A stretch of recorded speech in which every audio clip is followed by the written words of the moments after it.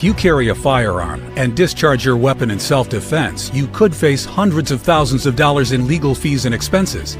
So carry the protection of CCW Safe, Self-Defense Legal Services membership. Upfront payment of all criminal and civil defense costs with no out-of-pocket for members.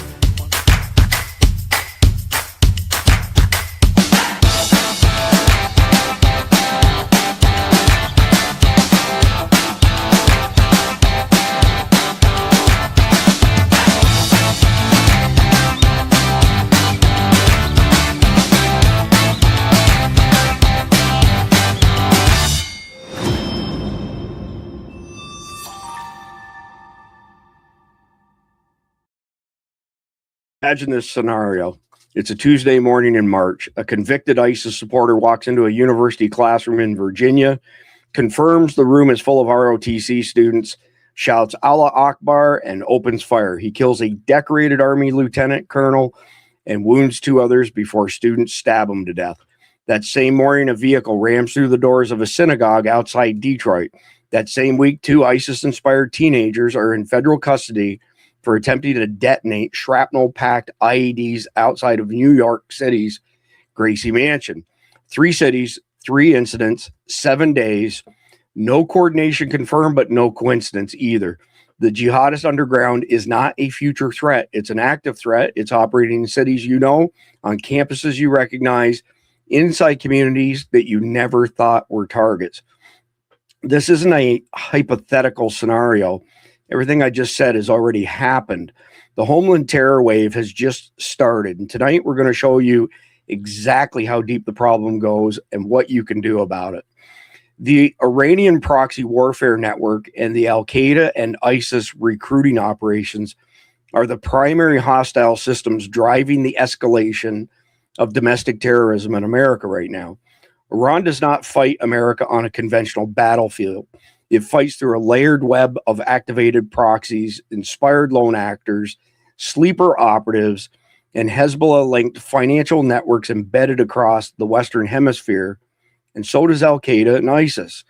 These networks don't need to coordinate every attack. They only need to set the ideological and operational conditions and let radicalized individuals inside America's borders do the rest.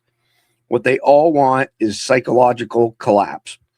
A civilian population so destabilized by unpredictable violence that the political will to sustain military operations overseas evaporates. Al-Qaeda, ISIS, Hezbollah, and Hamas function as parallel accelerants, exploiting the same radicalization pipelines that Iran benefits from. The enemy is patient, distributed, and already inside the wire. Welcome to Survival Dispatch News. It's March 19th, 2026. I'm Chris Evans, the CEO of Survival Dispatch, joined tonight by combat wounded Green Beret Randy Nance and 26-year CIA case officer Jeff MD. And Khalid Muhammad from Command 11 will be joining towards the end of the broadcast to deliver the Command 11 sit rep. So bottom line up front, the jihadi underground represents an escalating homeland threat as global conflict spills into domestic security, with sleeper networks, lone wolves, and extremist propaganda pipelines all converging simultaneously on American soil. Why does it matter? Well, foreign conflicts are no longer staying foreign. The attacks in Austin, Norfolk, New York, and Detroit this month alone confirm that asymmetric warfare deliberately targets civilian society, not military forces, and the tempo is accelerating. So what we're covering tonight, we're going to break down the behavioral profile of radicalized actors, the soft target vulnerability crisis, the propaganda to action pipeline running through social media, the criminal justice failure that keeps releasing known threats, and what prepared civilians can actually do. So jumping into segment number 1, the behavioral architecture of a radicalized lone actor. The 3 attacks that hit in a single week, ODU, Detroit, New York, share a common behavioral signature: publicly accessible radicalization, a grievance narrative tied to foreign conflict, and target selection focused on symbolic civilian or military soft targets rather than hardened assets. What the FBI's 2026 annual threat assessment confirms is not just that lone actors are the primary threat vector, it's that the radicalization to mobilization timeline has compressed dramatically, with some subjects going from first exposure to operational planning in less than 30 days. The civilian public is not equipped to recognize the behavioral indicators that law enforcement uses, precisely because those indicators are deliberately designed to blend into normal social behavior, which means the burden of detection increasingly falls on community members who are closest to the threat. So, Jeff, per usual, I'm going to come to you first. And I know that you've done this previously, and I actually received a number of emails from people asking why we're hammering on the sleeper cell topic so much. This threat is so large and so imminent, and the mission at Survival Dispatch is to dispatch information to our fellow Americans and friends of America so that you all survive in these very dangerous times. So sometimes reps matter, sometimes reps count. Apologies if you get a little bit of overlap here and there, but there's a very specific reason, which I just gave, why we do it. So Jeff, walk us through what a behavioral threat assessment actually looks like in practice. We haven't covered that before, but what are the specific indicators that flag someone as mobilizing towards violence and not just radicalizing? And we have covered that, but maybe stitch it up together with that threat assessment. Well, yeah, there's a number of different factors, and it's going to depend a lot on the person. You know, you get some people who do something terrible and people go, he just snapped. And sometimes there is just the straw that breaks the back and they snap. But usually there's things building up to it, because you always hear people saying, yeah, there was a change in his attitude, a change in his personality. Like you'll see things like people will, they'll start giving away stuff. They'll start, because they're planning to die in their attack. That's if you're, a suicide bomber, they'll have something, they may give away things. Things they would normally care about, long-term things, they don't care about anymore, because to them, there is no long-term. So you're looking at behavioral changes in people. People who were maybe social and now become withdrawn. That may be a sign that they have been groomed or recruited or something like that, because with jihadis, one of the things they're taught is that normal people are haram. They're bad. They're against Islam. And you don't want to be, you don't want to have your purity tainted by hanging out with Christians and Jews or, secular Muslims. And they become more insular. Someone who was outgoing and maybe even gregarious now becomes introverted and withdrawn. Those are signs. They also, they'll start growing facial hair. They'll start wearing more traditional Muslim garb. Things like that. You got to look. They're just subtle differences in the changes in behavior. Just because you touched on it, what's the deal with facial hair? Does that hold some significance? Well, yeah. In fundamentalist societies, you'll notice the men have beards, because I think it is, maybe the prophet had a beard or something like that. In fact, I want to say, don't quote me on this, but I think it was Afghanistan, after the Taliban took over again, that it was against the law to shave your beard. And you could be punished. And the barber could be punished. It's okay to cut your hair, but you can't cut your beard. You couldn't shave your beard. We've seen it in Iran. Women have to wear headscarves and head coverings, or otherwise they're punished. Women that were caught wearing makeup, they would actually run around. This is the Basij and the female, people, members of that. They would have like a washcloth with ground glass in it, and they would wipe the lipstick off of women, and it would just cut their lips up. Oh, wow. That's crazy. Pretty radical. Not too long ago, a matter of months, there was some crazy whack job jihadi in Great Britain who put a video out, and he said that British men needed to be punished, the ones who didn't have beards, because they were turning on Muslim men, because they weren't masculine enough, because they didn't have beards. It says more about Muslim men than British men, to be honest with you. You can't make this stuff up, right? So anyway, Randy, the ODU shooter was a convicted ISIS supporter. You know, he served 7 or 8 years. He was released early from prison. He was originally from Senegal. He was a naturalized citizen, and he was on probation at the time of the attack. How does the system fail this badly? And we're back to that word, accountability.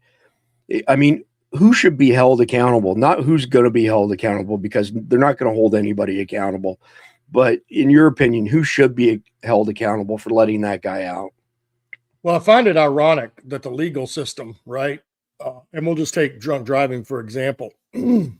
Back in the day, it wasn't that big of a deal. But of course, we didn't have the population, the amount of vehicles either.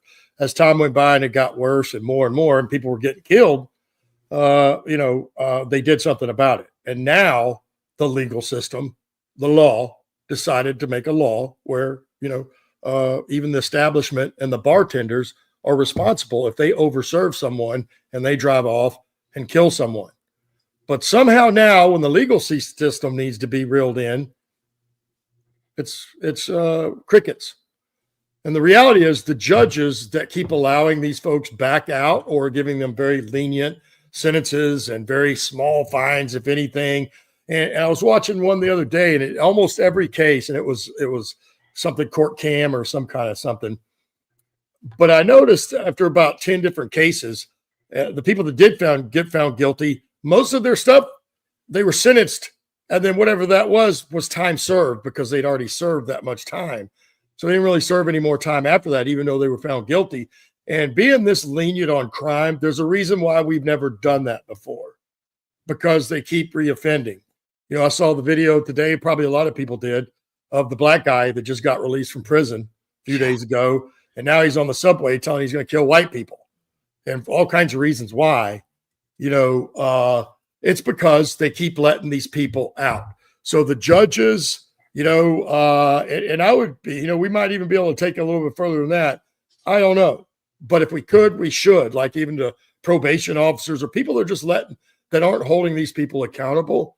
And certainly judges are the biggest one. So in my mind, if you're a judge that keeps letting criminals out and they keep going out and reoffending, at what point do we hold that judge accountable? Certainly when they go out and kill people.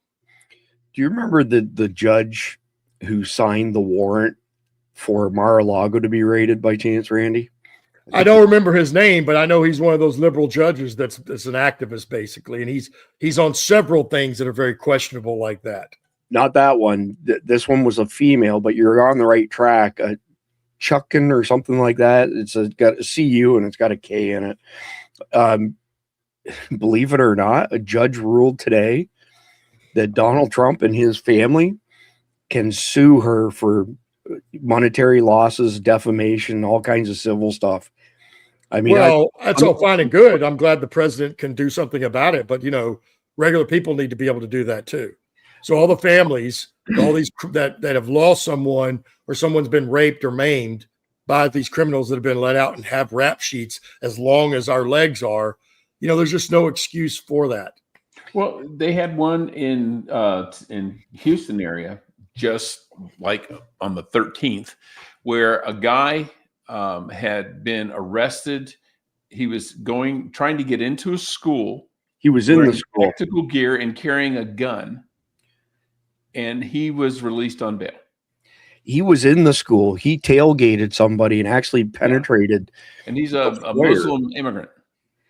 Yeah, and he was there to do bad things. Yeah, and you're absolutely right. He was released yesterday, like $25,000 bail or something. And it just goes back to who has the power to put these kind of people in place and then tell them this is the policy that we're going to follow. Just like we all know, all the DAs that were backed by George Soros are not holding people accountable for crimes.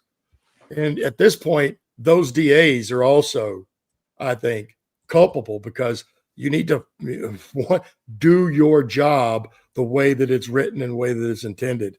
And They again, don't charge these people. no, they don't. And then They you've don't. got like in Nevada where a guy, repeat offender, and the judge had ordered him released with a bracelet, ankle bracelet, and the sheriff refused to release the guy because he's a violent criminal. He has a violent past, and one of the things he was in for was cutting off his ankle bracelet and taking off. So he's like, no, he doesn't respect the system. Screw it, we'll keep him in jail. Yeah. Well, let me bring this one up because since you mentioned it, Jeff. So that was radical Islamist from, I'm assuming that's a spelling mistake, Baghdad. This guy changed his name, by the way. I'm not sure if y'all caught that. So his legal name now is Kyle Chris. And he did that because he wanted people to know he's the exact opposite of Chris Kyle. His real name's Mui Manad, blah, blah, blah, right? And he was arrested for going into an elementary school in Klein, Texas last week, armed, wearing tactical gear, and he's out again. 2-minute, 20-second video. I watched this. I don't recall the particulars. Probably won't play the whole thing. New details on a security breach at Zwink Elementary in Klein ISD that put the school safety protocols to the test. Police say an armed man in tactical gear managed to slip into the front office through an unlatched door. Fox 26's McKenna Earnhardt live at the school with more details. It's a pretty scary situation. McKenna? Yeah, so what we've learned is that on Tuesday, a parent was leaving Zwink Elementary School right here and did not fully latch that door behind them. And so then 39-year-old Kyle Chris was able to sneak in behind them in just a 15-second period. So Chris was dressed in full tactical gear. And according to court records, he was armed with both a handgun and a taser. Now, Chris allegedly told police he was a security guard, but prosecutors revealed today that he is unemployed and is not a licensed guard or peace officer. Now, I spoke with the district about. I'm going to go ahead and stop that and bring up the news where he was just let go. Armed man walked into Texas elementary school, now already out on bond. Kyle Chris, Iraqi-born. Yeah, so that was a typo, Baghdad. Naturalized in 2022, entered a Texas elementary school in tactical gear with a firearm. He made it inside because the door didn't close properly. He asked about armed security, then walked out. Arrested, charged, released on $75,000 bond. No one was hurt, but that's not the point. One unlocked door is all it takes. And sources, Fox News, ABC, Daily Wire, et cetera, et cetera. And this is what the guy looked like when he was arraigned. So he's out on $7,500 is what it is. It's just straight up insanity. So, Jeff, coming back to you, describe the distinction as far as operational capabilities are concerned between a lone wolf who was ideologically captured, inspired online versus one who's received hands-on training from ISIS or Al-Qaeda, because they do both. They do the online radicalization, they do the in-person radicalization. I'm just curious what their capabilities are on average.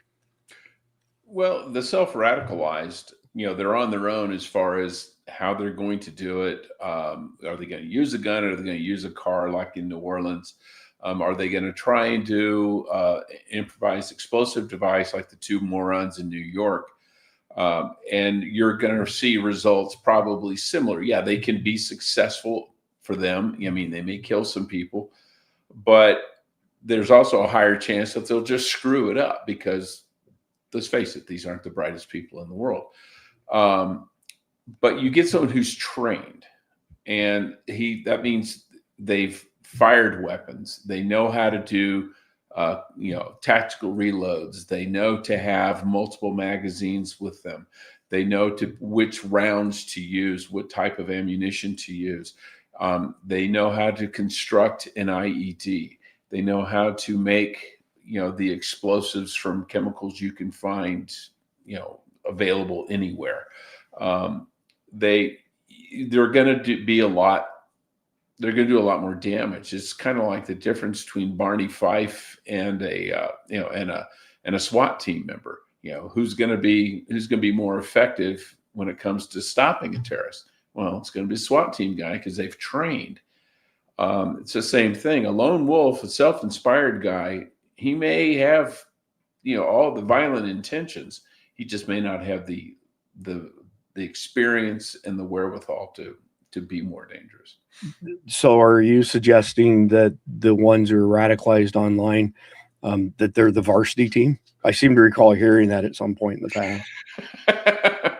Yeah. They're the varsity, and ISIS and Al Qaeda, that's the JV team. Yeah, right. That's exactly what I thought. So, Randy, I don't remember what the number is. I should have looked it up. But the vast majority of calls that people make reporting somebody engaging in suspicious behavior, not only do they usually not turn into anything, most of them don't get followed up on, because it's not something that law enforcement feels is actionable. What's the threshold, Randy? Like, when you see somebody doing something, where does that line cross where if you reach out, there's a better chance than not that law enforcement is going to look into it versus something that they're going to think is potentially frivolous? Well, I think it's been a problem a long time, right? You remember back in the day when they told women, don't yell rape, yell fire, because if you yell rape, no one's going to come. Right. But if you yell fire, everybody's going to come. It's kind of that same concept. And, we think the threshold should be here, but unfortunately the law says here. And, and law enforcement and everybody else, you kind of have to go by what the law says. But, it does appear that something actually has to happen first. Now the other caveat to that is if they're carrying a gun, because the other way, if you want cops to show up, is tell them you have a gun or you're about to use a gun.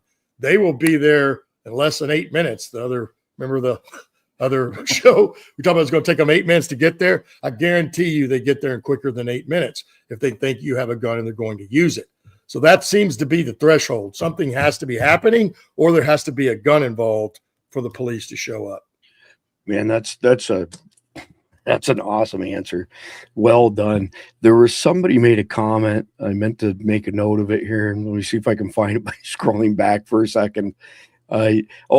Somebody asked if they get training in using tactical toilet paper, and that, of course, that's a swipe at them eating with one hand and wiping their ass with the other hand, which is not an urban legend. That's the truth. And I was going to put it up on the screen, but I didn't even want to interrupt you because you were giving us a serious answer. But for the people who are in our Guardian chat, at least once a day, I try to put a flurry of, funny posts, because everything's so heavy these days, right? You have to introduce a little bit of levity here and there. But anyway, whoever that was, it's all scrolled past me now. Hats off. So far, you have the comment of the night. Well done. So moving on from there into chapter. Well, we do have a long ways to go. So, yeah.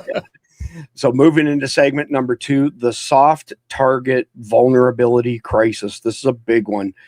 So churches, schools, universities, synagogues, transit hubs, and crowded commercial spaces are the primary hunting grounds for asymmetric terror, precisely because they're open by design. The architecture of American civilian life is built on accessibility, and that accessibility is a force multiplier for any attacker willing to exploit it. The attack cadence in Michigan alone over the past 6 months tells us the full story. A Church of Latter-day Saints truck ramming, a mass shooting September 2025 with 4 dead, a Vacation Bible School attack in June 2025 that was stopped by armed security, and a synagogue vehicle ramming in March 2026, all in a state that has been identified in open source intel briefs as a zone of elevated risk. The RAND Corporation's own landscape assessment of soft target and crowded place attacks confirms that layered security strategies, access control, and bystander intervention training are among the highest return mitigations available, and that most civilian institutions in America have none of them in place. So as per usual, coming to you, Jeff, looking at the attack profile across these recent Michigan incidents, plus the ODU shooting, what common operational planning elements would an attacker exploit that a prepared civilian or congregation leader could actually interdict? Well, in most of those, they didn't break into a worship service per se. The more recent one up in Detroit, they rammed into the church or into the synagogue with a vehicle. Now, what a prepared congregation would have, I would think, would be you would have large concrete planters that work like dragon's teeth. And people don't know what dragon's teeth are. They're large chunks of concrete that you place around buildings to prevent vehicles from getting close, and to make those that are allowed in to drive through a serpentine so they can't build up speed. They have to slow down to make it through. But a lot of places, and you'll see it with federal buildings, they get these massive concrete planters. They fill them with dirt and put a tree in it. But if a car hits it, it's going to just shred the car. You'll break the planter, but you can get a new planter. They need to start looking at the design of their churches for passive security. You don't want a pillbox with a machine gun out there, but you can have more passive things that will stop a vehicle attack. You can do, but if you have armed security, you can do it in such a way that it's not obvious and people don't necessarily see it and feel threatened by it. You want the bad guys to feel, but your congregation doesn't think that they're in an armed camp.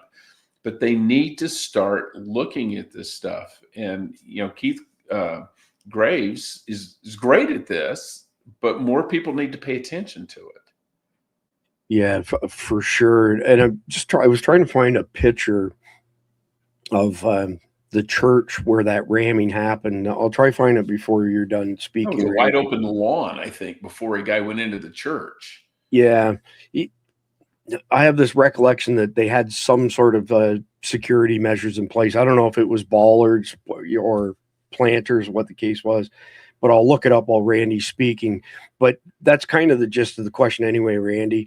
So that synagogue in West Bloomfield that survived this crash March 12th, and then the guy got out and started shooting, he was largely stopped because armed security was already in place. What can we draw from that as far as the ROI on actually investing in security teams, target hardening, SOPs, all that good stuff? Well, we could use the example, even though it wasn't a church, way back in the day. I think it was in the 90s when old boy here in Texas, I think it was near Austin, in fact, drove his truck into a Luby's cafeteria, right? And look at the amount of people that guy killed all by himself during that one event. And luckily, it wasn't the size of a church, because he probably would have killed more folks before they stopped him. So we can take that lesson for this church, that because they had some things in place, they minimized the damage that would have actually been thrust upon them. But like anything else, they can take some lessons learned. Maybe they should be like a government building or like the local 7-Eleven that has all those pillars in the front, so you just can't drive right into the building. There's some other things they could probably do. But I would say that's along the lines you would want to do. And, if they did, again, I go back to that example and several others back in the day. I just think that, the damage could have been way worse, or at least 3 times as bad as it was or more, had they not had those things in place. But obviously the fact he's able to drive his vehicle there and then still get out says they have some work to do. Yeah, true story. That's ironic that you would bring up that Luby's cafeteria. So at the time, the company I was working for, Genesis Construction, had the contract for all of Texas for remodeling Montgomery wards. So when they would change, let's say, a lighting department in one store, the other 46 in the state of Texas would all change to match it, sort of thing. And as you know, that's down to Killeen, Lake Whitney areas. It's a bit of a hike from Arlington. And so on the Monday when we started that project, we actually went to that Luby's cafeteria for lunch. and we had to get up at like dark 30 to get there and put in a full day. We went back home, back to DFW for the night. The next day, because we got a late start, because the first day kind of kicked our ass, instead of going to Luby's to have lunch, one of our foremen went and bought some food for us. And he no sooner left that Luby's cafeteria and that shootout started. And it's the only reason I can remember this is because it's 23 and 23. There were 23 people killed with a Glock 23, which is a 40 cal Smith & Wesson. But we were there 24 hours before that, and our foreman was there minutes before that happened. And at the time, that was the largest massacre of its type in America. So, well, I picked it because it was a vehicle that drove into a building. Yep. And then he was very successful in what he did because there was no one there to stop him. Now, I think he had 2 guns, but regardless, it's something that anybody, all of us that were alive, and certainly if you lived in Texas, it's something you haven't forgotten. Yeah. I mean, again, it's just ironic that I was there. So. You gave me chill bumps thinking about that. That is pretty crazy. So the adventures of Forrest Gump, right? It's no different than we were sitting in Waco, Texas, when the final day came around and the ATF burned down, David Koреш's joint there. We were 10 minutes away. We could smell the flesh burning. It was absolutely horrendous. Oh, yeah. That's something you never forget either. That's a smell you will not forget. And as people mentioned, there was 2 or 3 people in that Luby's that got killed that had guns, but did not bring them in because it was a gun-free zone, which is part of the problem. Yeah. Well, yeah, I mean, I won't go down that rabbit hole, but I was going to say, what is this gun-free zone that you speak of? But I don't want to get myself in trouble. Yeah. So we'll move along to the next one. So question for you. Actually, I've lost track here. We got both of you 2 questions now in this segment. We got off on a tangent there. I can't remember who gets the next question, but it's Jeff. Okay. All right. Fair enough. Thank you.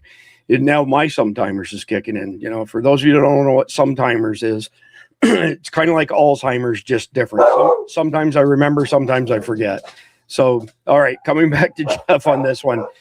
When we talk about hardening targets like churches, Jeff, nobody's talking about turning a church into a fortress per se, but what does a realistic budget-conscious hardening plan look like? Let's say for a congregation of 200 people.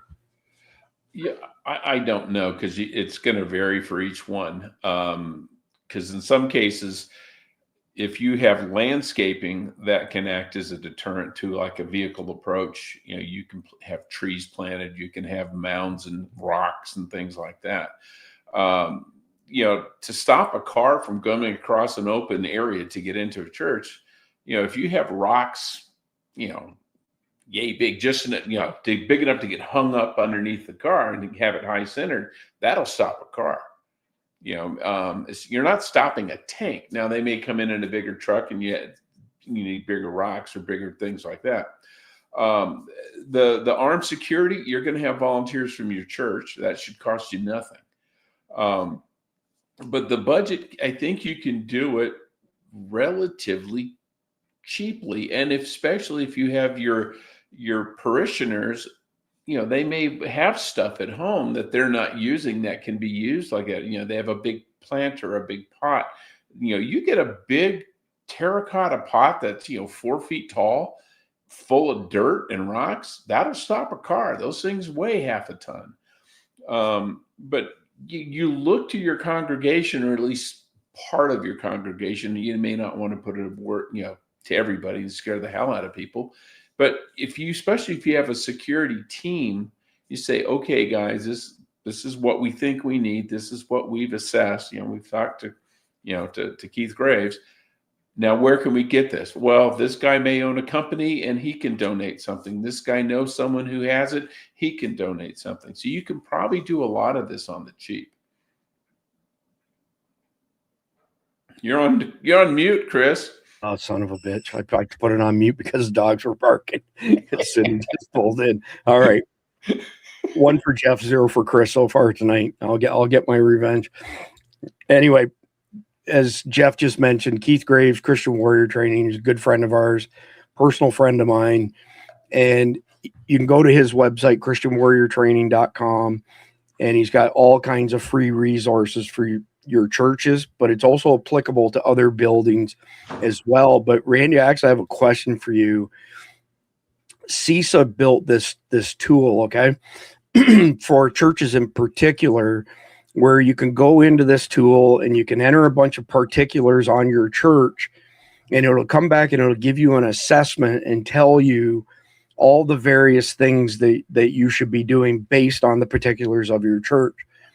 Just before we had this shutdown happen, I just so happened to be speaking with somebody at CISA, and we got on this topic very briefly, and they said to me, nobody's using it at all.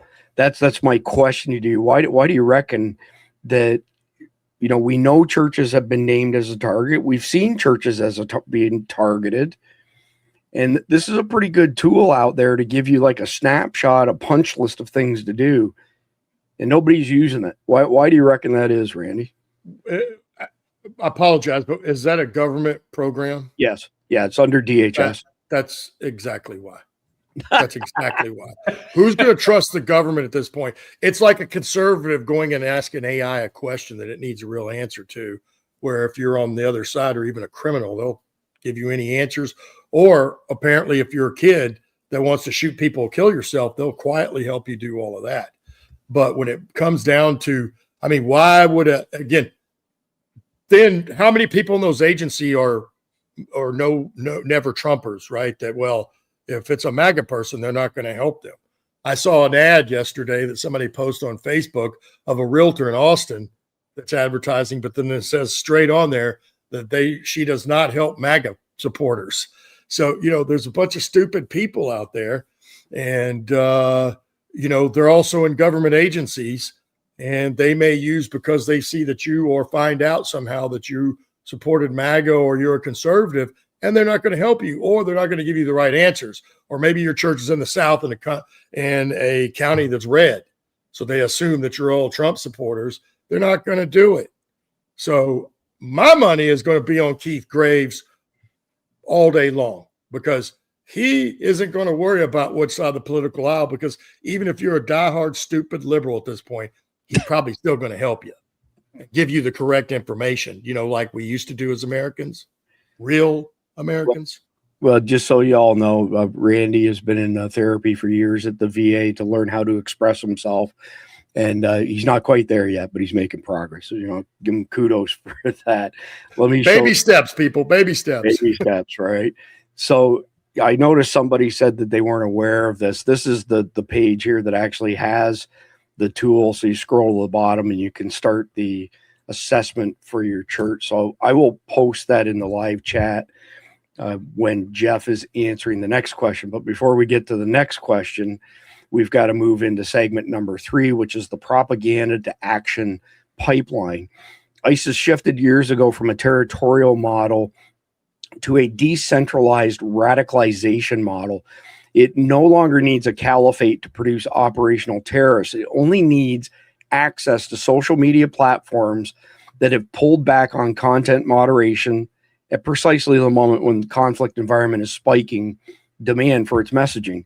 The MEMRI research team has documented that ISIS's own weekly newsletter has explicitly instructed readers, and did so recently in late 2025, by the way, that all lone mujahideen, why would they call them that? Wouldn't they just be called like a lone wolf? But whatever. All they need is an ideological absorption. In other words, like somebody who's a sponge to suck this stuff up, and a nearby target. So it's not really as much recruitment in that case. It's more like go straight to activation. So it happens entirely, encrypted apps, social media ecosystems, gaming platforms, and a lot of this stuff is not monitored. And the 2026 threat assessment delivered by Tulsi Gabbard a couple of days ago confirmed that jihadi narratives are specifically designed to appeal to individuals seeking moral clarity or validation of personal grievance, even without deep Islamic knowledge, which means the radicalization pool is larger than any previous threat model accounted for. So let me bring you back on stage here, Jeff. This is kind of like the evolution of the very first question that I asked you tonight in segment number 1. Walk us through the actual mechanics, like how this actually unfolds. Someone goes from looking up this content, consuming a bunch of this extremist social media content, to actually pulling off an attack. Like, what does that progression look like in I know it's different for everybody, but as a kind of 30,000 foot view? Well, it may start with simple curiosity.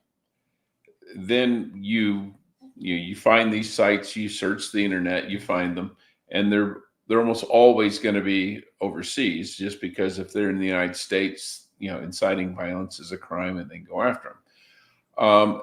Then they'll start with something relatively benign. This is, Islam is the religion of peace, and this is what we're about, and this is our history. And then they'll get into how bad the West has been to them, and they'll go, just like you see the Israelis are, doing a genocide against Gaza, but they ignore the fact that Gaza started the whole thing when they slaughtered 1,300 people. And then they engage you in conversation online, and they go back and forth, and they're looking for weaknesses or openings for them to kind of to hook you. And then they can say, this is something bad. You recognize it's bad. Are you going to do the right thing and act? If they've converted them to Islam, they say, Allah wants you to do this. This is your destiny. This is God's will. And it takes on, you basically give them religious permission. And a lot of these people are kind of a little off anyway. And so they're almost looking for an excuse to do something. Normal, well-adjusted people don't become jihadis.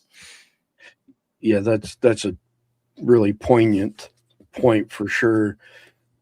So, Randy, we discussed earlier this week on how, tech companies, big tech, they've kind of quietly pulled back on a lot of their content moderation over the past year since Trump got into office. Now, they haven't rolled it back as far as conservatives are concerned, because they're still hammering the shit out of us and giving us strikes and deplatforming us, and it'll only continue to get worse. But when they started rolling that back for everybody but white conservative Christians in America, ISIS propaganda and Al-Qaeda propaganda has absolutely surged on mainstream platforms. What's the consequence of that, Randy? I mean, it seems like dereliction to me. Well, it is. And you look at the consequences right now. We're still living in it, and all this that's still going on, all this resistance to what Trump and his part of the government are trying to do now, and trying to put us back on the right path. So, I think that, we've hit the land of insanity, right? Or like I've said before, it's like we've entered the twilight zone, because a lot of things don't make sense, and that is what the consequences are. I mean, as Jeff was talking about earlier in just a minute ago, what you were asking about, you think about how many folks they just made disenfranchised kids in this country alone over the last 10 years, from the Summer of Love all the way through all this stuff, transgenderism and all that.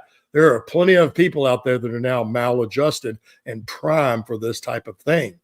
And and the fact that now we can't agree on anything, everybody's all over the place, and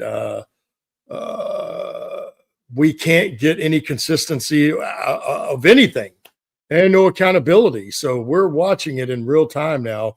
This is the consequences when you don't have algorithms to remove, the stuff on social media that's coming from legitimate sources of terrorism and terrorist organizations.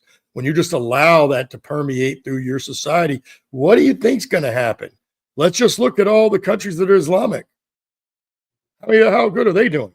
What do they look like right now, their communities? Just go take a look at that. And that is what's coming here. And we're watching it in Europe real time right now, like about to be tomorrow. I guarantee you within a year or two, we're going to see a different Europe. I'd bet money on it. So, yeah, I wouldn't take that bet, to be quite honest with you, at all.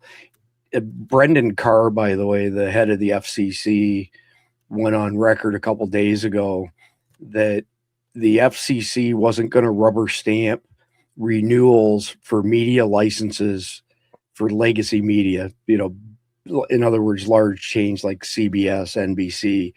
I'll believe it when I see it, but there's so much bullshit information out there that even if you try to engage the other side in a conversation, they won't listen to a thing you have to say. They can't rhyme off any facts. They can't back up any facts, but they sure as hell can regurgitate those talking points. But that's all they're for, Chris. That's why they painted them that way. Correct. That's why they released them, put them in the media, on social media.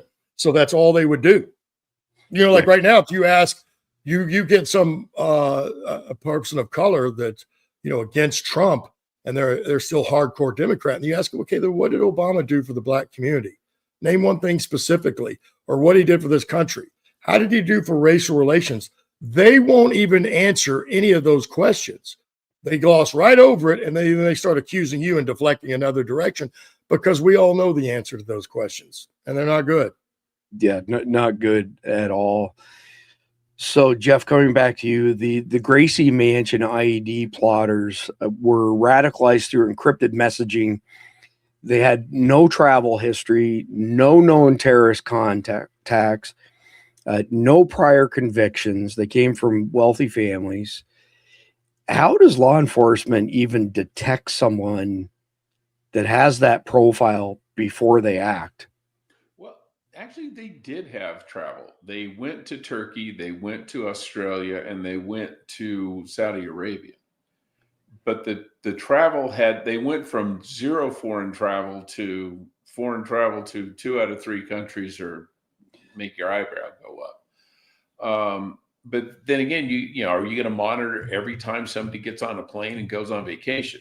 Okay, they're going to Istanbul. Okay, I've been to Istanbul. It's a great town. I loved it. Been there several times. Doesn't make me a terrorist, but if you're going to Istanbul to try to learn how to make a bomb, then it does make you a terrorist. So it's, the lone wolf guys, if had they not traveled to to Saudi Arabia, had they not traveled to Istanbul, would they be in as much trouble now? They could have just said, oh, we were just kids goofing around, and they might have gotten away with it because it's New York. But when you see travel to areas with terrorist connections, then all of a sudden it's like, yeah, you're not just kids goofing around. Well, I appreciate you catching that mistake, Jeff. Thank you. So, last question for you in this segment, Randy. If parents, pastors, community leaders are essentially on the front line of early detection for this stuff, especially the online radicalization, what do you reckon the 3 most observable behavioral changes are for these kids? Or, some of them aren't even kids, they're young adults, that their parents, their pastors, and their community leaders could potentially pick up on? Well, I mean, you just look at, they're probably going to be angry, I have no doubt. They will not have things that are backed by real logic, right? They'll go off of these talking points. But they'll be very disenfranchised, I believe. I mean, they're going to have a beef against the system, period. That includes their parents, their pastor, people at church. A lot of times they're not going to have a respect for authority.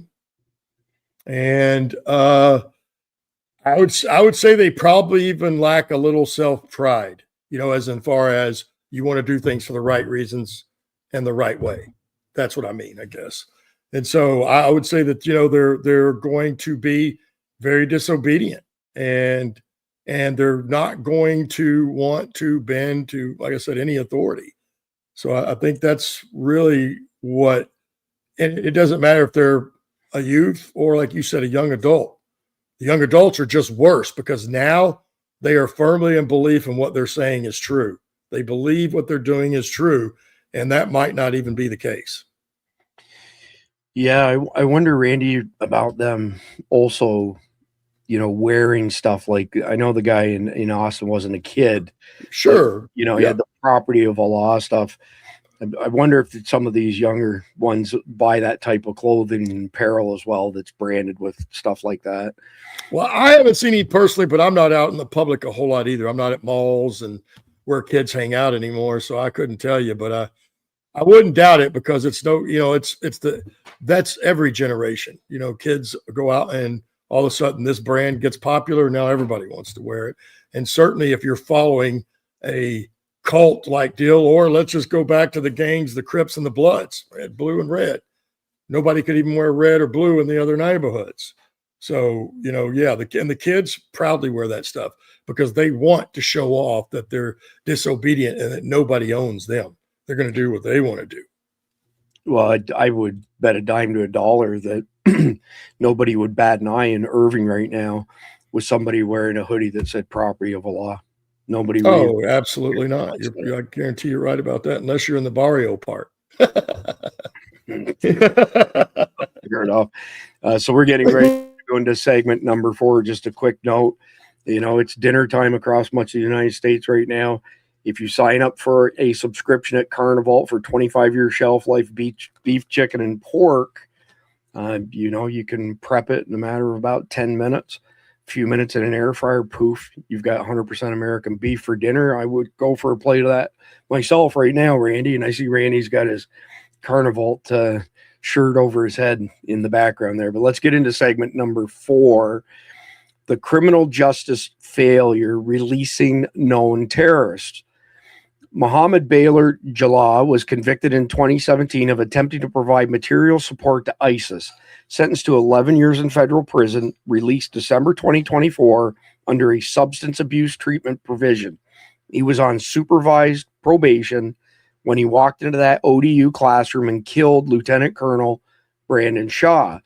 The FBI's own counterterrorism division currently has over 1,700 domestic terror investigations underway, and the intelligence community has identified approximately 18,000 known or suspected ISIS and Al-Qaeda terrorists who entered during the Biden installation. ISIS supposedly arrested 1,416 of them, by the way. That's a current number as of this morning, which means the gap between known threats and removed threats is many thousands.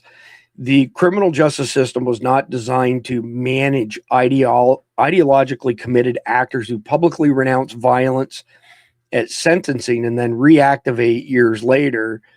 And absent a fundamental restructuring of how terrorism-related convictions are monitored post-release, this exact scenario will happen again and again. And I actually would say, don't release them when they've served their sentence. Throw them out of the freaking country and just be done with it. So Jeff Jallow was on supervised probation for this terrorism-related conviction, and he was still able to acquire a weapon. Shocking. How did he get a weapon? I mean, how did he pass the background check, Jeff? Oh, that's right. Bad guys don't go through 4473s, right? Yeah. And carried out an attack. I mean, what does that tell us about the practical limitations of probation supervision, especially in these terrorism-related cases? Like, I don't see any checks and balances here to speak of. I think terrorists are like child molesters. The recidivism rate has got to be close to 100%. The system is a failure. They'll identify somebody maybe because they did a crime. They tried to acquire terrorist materials. They provided money to a terrorist group, and they give them like some little slap on the wrist and then let them go. So you're absolutely right. Deport their asses. You want to support Al-Shabaab? Go to Somalia. You want to support Hezbollah? Go to Lebanon. We don't want you here. And the fact that these people, they say, oh, we served our sentence. We've paid our debt to society. Well, good. Pay your debt to society in frickin' Lebanon. We need to just kick these people the hell out of here. So if you agree with Jeff and you want to just kick these people the hell out of here, put a 1 in the live chat. We've been slacking tonight on audience polls. 1 in the live chat. You agree with Jeff, GTFO. And it looks like Agent 00711 has joined us. Good evening, Khalid, or good morning in your case. You look like good morning Arrayas. for me. Good evening for you Yeah. guys. Dang it. I was just about to say you're on mute, Khalid. I always look like a ray of sunshine. Always. You do. You look beautiful, man. Good to see you. I feel like I'm on mute. Mute doesn't work. Well, Did we lose Jeff? What happened? I'll be damned. We did lose Jeff. Where are we? In, Well, hopefully he comes right back. I don't know what happened to him. Hopefully he's okay. Hopefully he doesn't lose power or anything. There he is. I yeah, just we heard him lost pop. Jeff. Yeah, I just heard him pop. There he is. He's back. Yeah, I'm sorry. Sometimes I we mean, lose the Parent platform. mouse Sometimes click we and lose the Jeff. world ends. Well, I mean, I thought you were offended by Khalid or something. I mean, you take it Well, into I was account gonna your say something previous about him, but, comments you about know, him. I don't want to be his next BFE. So That's right. Fair enough. Fair enough. So, Khalid, now that you're with us, and we're into segment number 4, let me ask you this question, then Randy will come to you for the next one. So, the former director of the NCTC, Joe Kent, testified that 18,000 known or suspected terrorists were admitted under, the Biden installation's policies. What does removal of those individuals actually look like operationally? How long does it take here versus how long it would take you guys in Pakistan, because you've done this? There's no mass deportations going on here, brother. I didn't catch the question. We dropped off in the connection there. So if you can repeat the question one more time.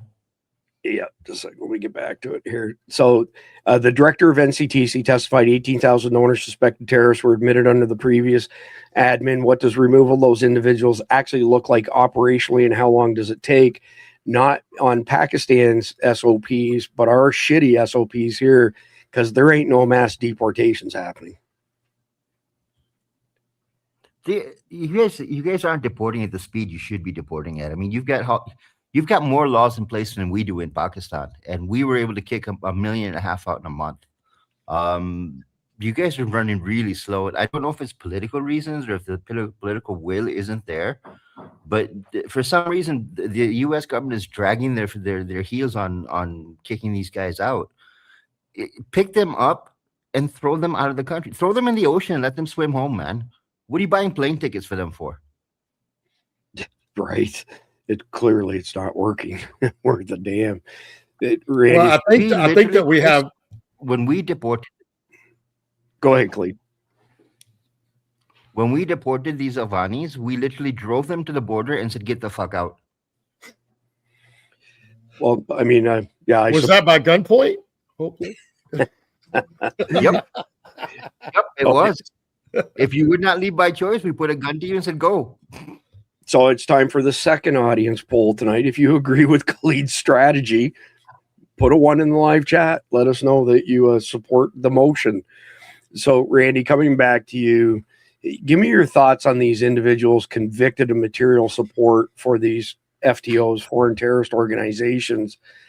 What do we do with them? Do we basically make it so there's no opportunity to get parole? But what happens when they serve their sentence and they get out? Do we put them under some sort of supervised release? Do we throw them out of the country or something else? Well, if they were not natural born citizens, yeah, first of all, I'm not sure, you do that in some other countries. I don't know that they're going to let you go home. So we'll just put it that way. Maybe it's a BFE, but if you come here and you commit treason and you're not a citizen, if they ever get out of prison, because I would put them in prison for the rest of their life. That's it. See you later. However, if we don't, then yes, they should be at the very least exported out to wherever they came from, or whoever will take them back. Even if we have to do a drop run, we just barely stop enough to throw them out the door and leave them there. But our problem is because all the federal agencies are just like all the universities. They're full of liberals. Liberals are the ones that are the supervisors. They're usually the one at the top, the director or the SES or whatever it is that it's for that program or for that agency. And that is our problem. So until we get rid of all those activists, not just the judges, but the people that are filling up all these positions in the federal government and all these federal agencies, they're not going to want to get them out. The Democrats bought them here. They haven't wanted them out for many decades, or at least a couple of decades. And now after Biden, and they let in 30, 40, or 50 million, nobody really knows the true number, but it's in the tens of millions, folks. And, that is why. So they want them to vote. Not only does that, it helps them break the country. It helps them break the dollar, because you think about all the money going out, not just to all these other countries, but then to all these illegal aliens that are in our country that they've given Social Security numbers to. They're giving them, and Social Security and everything else, and housing allowances and money and all this stuff. It's all in an effort to tank it off. So if we don't get rid of them, we're not getting out of this, because as someone, and I don't remember who said this, eloquently put it during the Obama years, is that, America can survive in Obama. And in fact, we did. So far, we still have. But what America can't survive is a large class of tick and freeloaders that all want everything free from the government, and then they're allowed to vote. That's what we can't survive. So it's time to get them out, regardless how we have to do it. Yeah, I don't disagree with that one iota, Randy. Khalid, coming back to you, and then Jeff will go into segment 5 and I'll open with you as usual. When we hear about this gap between what the FBI knows about a subject, what it can legally act on before an attack, where does that gap come from? Is it a legal constraint? Is it lack of resources? Is it some cultural disconnect inside the system? Like, why do we always hear, well, they were on our radar, but they never followed through and took up any action on it? What is causing that gap? Well, I see 3 problems when it comes to the FBI. Number one, you don't want to get involved in a politically correct situation where you pick up the wrong person and take them in for questioning, which is absolutely stupid, because in the process of investigating a crime, you're allowed to interrogate people. So that shouldn't be one of the issues. Number 2, you don't have actual investigators working for the FBI anymore. You have a lot of accountants working for the FBI, because the FBI is only concerned about financial crimes now. They're not concerned about investigating crime the way the old FBI used to. The other problem that you have inside the FBI is that there's, and I'm sorry for the way I'm going to say this, but it's an absolute shit show when it comes to trying to figure out terrorism cases. They are very good at creating terrorists. They are very different. It's very hard for them to find terrorists. The northern border of the United States, there should be FBI agents standing at every entry point to the U.S. There should be RCMP standing on the other side of the border where you can cross from Mexico, from Canada. The enforcement's not there. And because of that, you have a lot of people that have infiltrated into the U.S. How many times on this show alone, Chris, have I pointed out Rochester, New York? Have I pointed out Rochester, New York being a funnel site? Has anyone from the FBI gone and investigated Rochester, New York to see if it's a funnel site? We know it's sitting in Pakistan. We know it's a funnel site. We know how many people are entering. We know how they're entering. We know how they're being facilitated. But has anyone from the FBI gone and investigated? You're afraid to do your job because, well, somebody might slap the U.S. government with a lawsuit. For what? We asked you a few questions. Yeah, it's mind-numbing, to be honest with you. So let's get into the 5th and final segment here. What individual Americans can do right now. So the behavioral shift that the current threat environment demands from every American adult is a move from passive awareness to active situational assessment. The difference being noticing something and documenting it, reporting it, and following up to confirm it was received. Every house of worship, school, workplace, and community organization in America needs to run through one basic security baseline this week. Where are the exits? Who controls access to the building during peak attendance? Does the team know what run, hide, fight actually means? And is there one person designated as the security, coordinator who has the FBI tip line number saved in their phone? Community resilience is a force multiplier that no attacker can plan around. The ODU students, for example, who killed the shooter with a knife, the bad guy had a gun, the good guys had a knife, had no special training, but they had situational awareness, physical courage, and proximity, which means the civilian capacity to stop or disrupt an attack is higher than most Americans have been told or led to believe. So first question to you, Jeff, beyond see something, say something, what does an actionable, specific community preparedness protocol look like for a church security team that has zero prior training and no budget? So worst case scenario, no training, no budget. Give me an idea of a few steps that they could put together for their SOP. Well, the first thing you need to do is conduct a survey of your members. How many police officers do you have? How many active duty military do you have? How many retired police officers, retired military? How many EMTs or retired EMTs?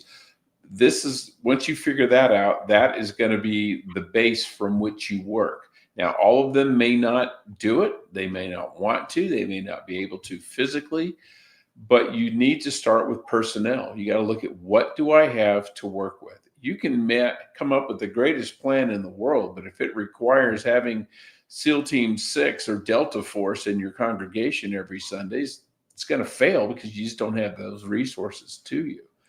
And then you say, who has concealed carry, or who is active with their handgun training or their weapons training. Guys who own a gun doesn't mean squat if he hasn't taken it out of the closet in 4 years, or the last thing he shot was a clay pigeon. You need to know what people's capabilities are, what they can do, what they're willing to do. And that's why I would look at police officers, retired or current, and military, same way. Yeah, true story. So, Randy, coming to you next. Family planning, like a get-home plan. And let me preface that by saying that the preferred time of attack for jihadis is 09:30, Tuesday through Thursday, typically. And they like 09:30 because the markets are open, people are at work, there's lots of traffic on the street, kids are in school. It's the prime time to create the maximum amount of chaos, essentially. So keeping that in mind, what kind of get-home plans, for the average family, both with and without kids, what are the 2 or 3 basic things that every family needs, whether there's a family with kids or just an individual, that they need to have locked down basically in their get home SOP? So number one, obviously, is having a get home bag. But what are the other things they got to have locked down, Randy, if they stand any chance? Well, as I mentioned yesterday, I think, what they need to do, and it doesn't matter, who's riding with who type of thing, right? Because, back in the day, now, early on, a very young family, we only had one car. So I had to drop off my ex-wife, then I had to go drop off one kid, then I dropped off another kid. Then I went to work. So if that's your case, you got to come up with an idea of where everybody's going to be when you come by, type of thing. Because even though there wasn't an emergency, by the time my kids got to high school out there in South Tampa, I had literally, there was a church, and I wasn't the only one. There were plenty of parents that use that because, of course, you're in South Tampa where there is no parking. There's not any room. And now everybody's trying to get their kids from school, and all the buses are there too. So I had a specific spot where they would wait. So when I pulled up, they could just come right out, get in the car, and then we went down the road without having to get into the school traffic. So I made sure where I picked them up that I could get to it without having to get into that school traffic. And I could also leave from there without having to get into the school traffic. Same thing with your job. One of the things you need to do is how you're all going to link up. And again, that depends on who's riding with who and how many vehicles you have. You have to work all that out. and make sure everybody knows where that is. Even if y'all just have some little cheat sheet written down, probably wouldn't be a bad idea. And then beyond that, what happens if I don't show up, in a certain period of time or something to that degree? You need to have some sort of metrics there. Also with some sort of commo plan that, basically how y'all are going to reach out to each other. So if those things don't happen, they know that they do this, so you have also a plan. If you never make it there, what do you want them to do? What would be the best thing for them to do? And go from there, and then how they would get back home or wherever y'all are going to meet, or are they just going to go to some other people that's closer that are good friends or family, that type of thing. And yeah, so somebody says contingency plans here, but when I say plan, I don't mean one plan. I mean, you better have several plans of how that's going to work out, because nothing ever goes according to plan. And as everybody knows, as Mike Tyson said, everybody has a plan till you get popped in the mouth. Then the plan changes.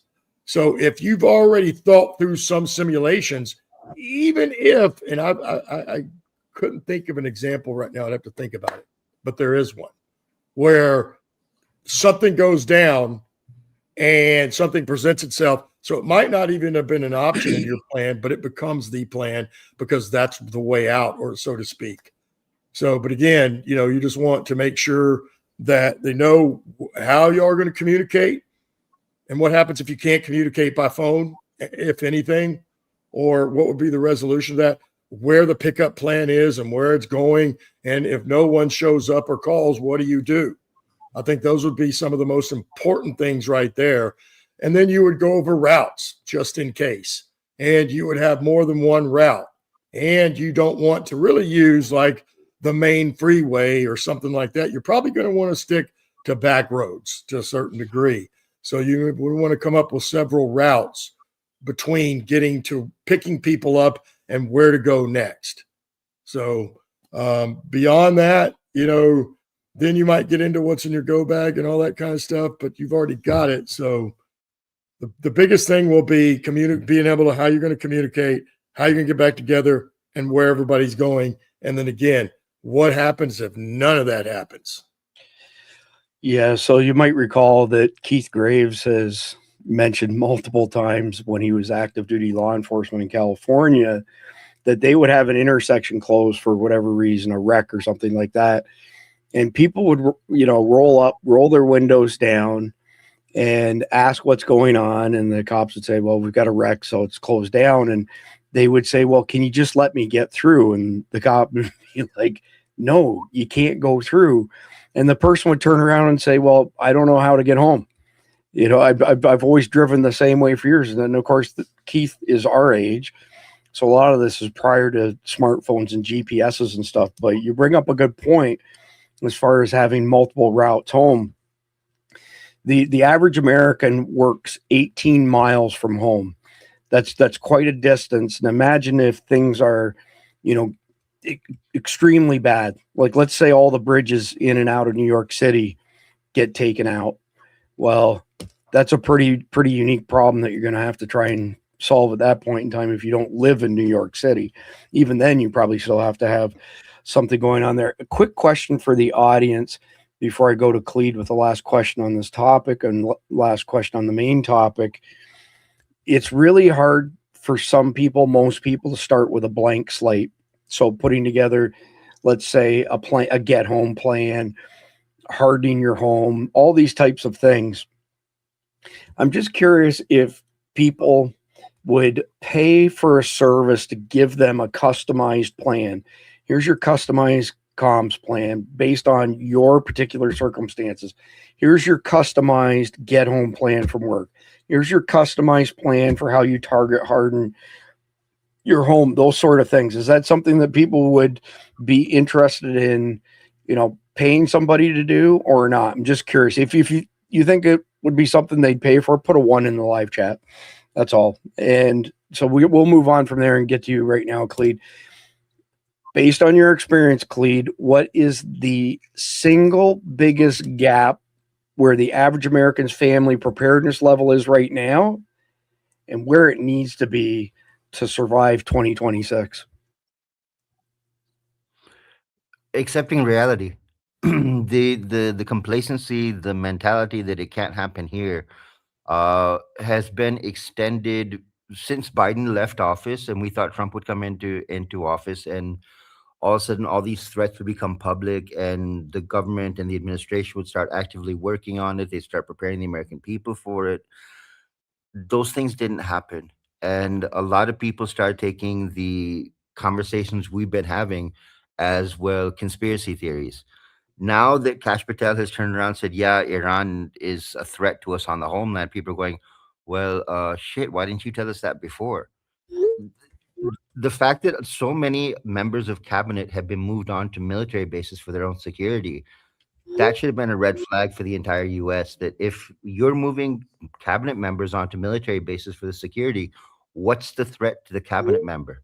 Why do you need to move them onto a base someplace? Because if you don't have a threat, then why can't I live in my normal apartment? Why can't I live in my normal house? But obviously there's something wrong. That's why you're being moved into a secure place. I mean, just the other day, the drones that flew over the Air Force Base in DC, where Pete Hegseth was staying with Marco Rubio, and they were talking about moving them. How is that not a red flag to everyone in the US going, wait a minute, if you're moving my cabinet into secure locations, there is a threat of some kind. And this didn't happen a month ago. This didn't happen 2 months ago. This happened back in November, December. So they've been, in secure locations for almost 4 or 5 months while the government's been saying there's no threat at all. There's no threat at all. At some point, we need to realize that the government is not on our side. They will let an attack happen for their own political benefit. And then they will clean up afterwards for what they wanted to achieve from it. Americans need to realize that, just like we did here in Pakistan, when the attack started, there was nobody to protect us. That's why everyone started having weapons. That's why everyone started carrying. That's why we started, literally, we had shootings on the streets. People that were trained with a weapon, and they saw a terrorist with a weapon or with what looked like a suicide jacket would fire. First, it would be in the chest, and then the guy would explode, and they go, well, shit, we can't shoot him in the chest. So people start taking headshots. So it was a progression for us. But when we realized there was no one to protect us, we started acting on our own. The US is in the same place right now. You are literally dealing with a government that's going, well, we've got our eyes covered, we've got our ears covered, and nothing's going to happen. Tulsi Gabbard yesterday saying that there are only 20,000 Al-Qaeda members in the world. 20,000 Al-Qaeda members in the world. Who told you that? There's 200,000 members of Al-Qaeda spread across the entire planet.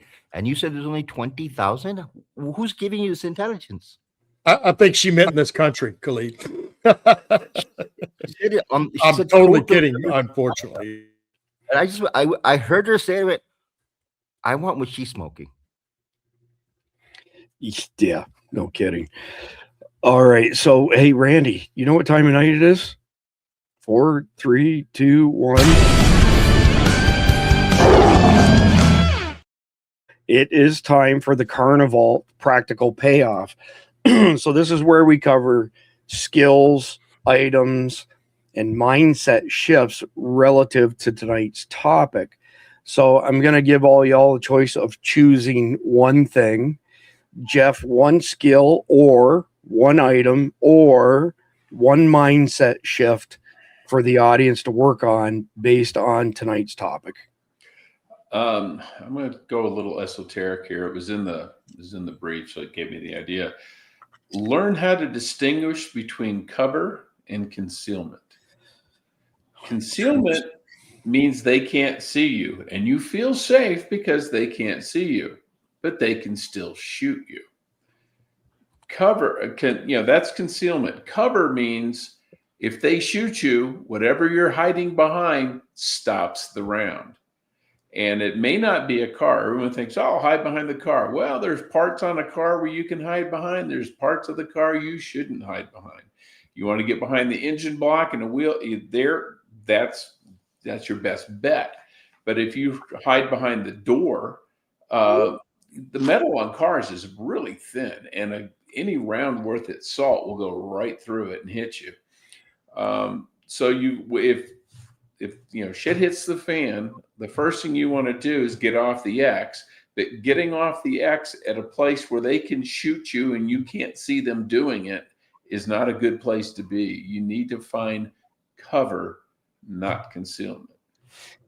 I know 3 families who own separate, very large auto body shops, businesses, and all 3 of them at different times have said to me that the gauge of metal in Hyundais, Kias, and cars like that is like the gauge of a soda pop can. Yeah. It's just the flimsiest. I mean, a 22 would go through it, for crying out loud, without any slowdown whatsoever. Most cars are like that now. They are, yep.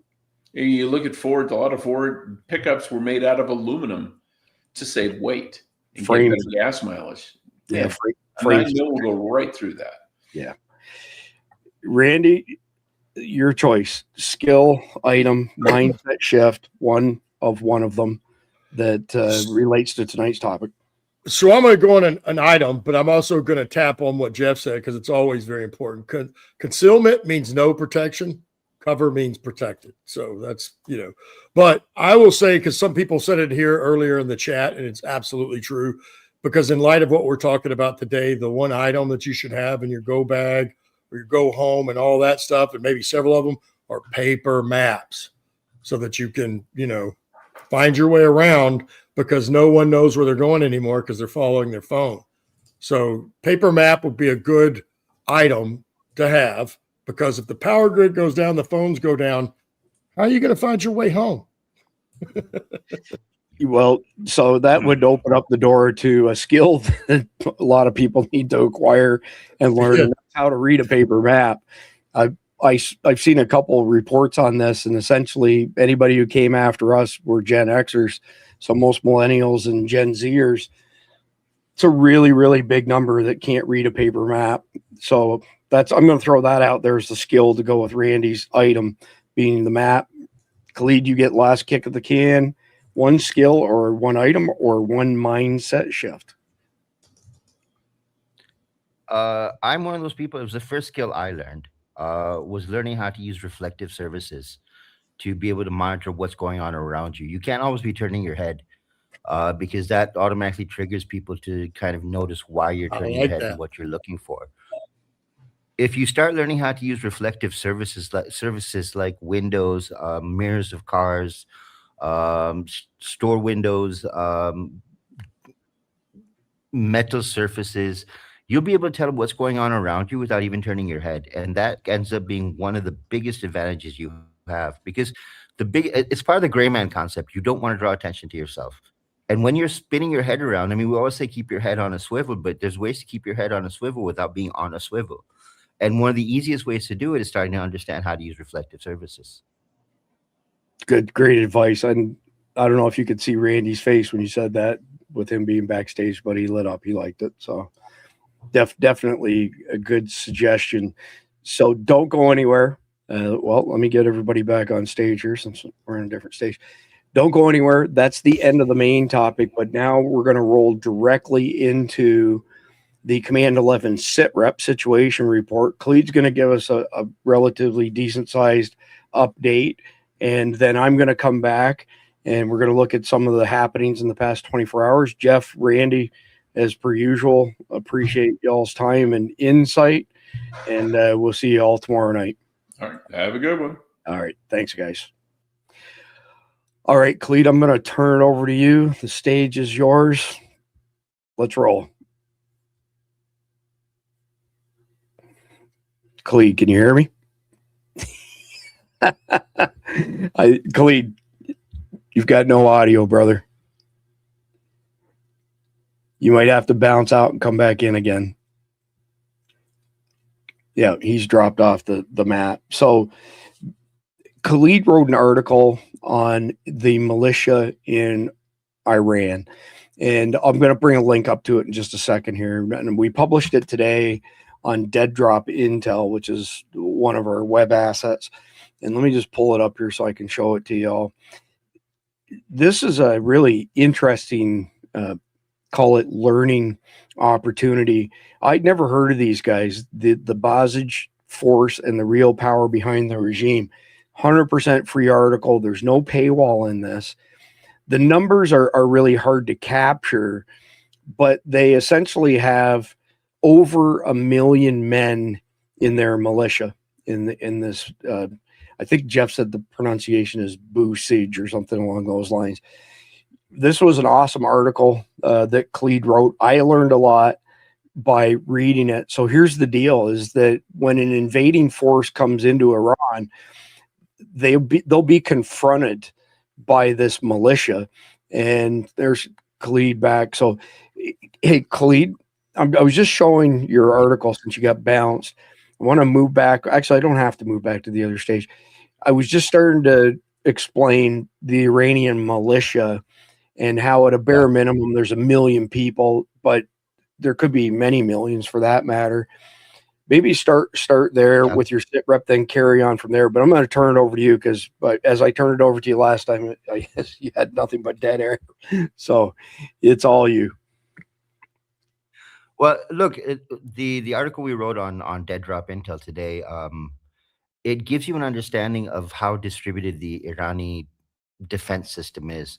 I put a link in that article to the Mosaic Defense article, the Mosaic Defense paper that we wrote, where we laid out how Iran has laid out asymmetric warfare, players in different countries, move their commanders into different countries. So if there's a decapitation strike or a nuclear strike on Iran, they'll still be able to continue operations the way they plan on continuing operations, the way things have been laid out for them.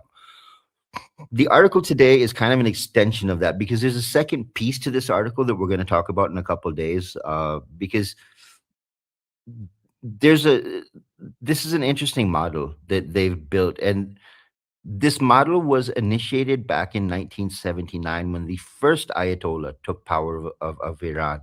And he said, I want to build a 20 million man army of militia fighters that can defend Iran from foreign and domestic enemies. At different points, that number has gotten to 3 million. It's gotten to 4 million. It's come back down to 700, 800,000. But the number right now, based on the people that we are in touch with inside the IRGC, is between 1.5 and 3 million. That's where the number is right now. Now, the interesting part about this is they have created sleeper cells in their own country. And I want to repeat that to you. They have created sleeper cells in their own country. These are normal people working normal jobs that are there. They are watching, and on the call of their local IRGC commander, they pick up weapons, they come out on the streets, they handle riot control, they handle disasters, they handle earthquakes, they handle riots, they handle everything, and they've been trained to do that. What they've done is they set up a 3-tier system. Tier 1 is all volunteers, where there are men, women, underage men, they're elderly, all have been given a bit of training. That training is all military and ideological training. Now, the reason I'm saying this is it ties very much into the US sleeper cell concept that we're dealing with right now from Iran. Every single person who's been part of the Basji force has gotten military training.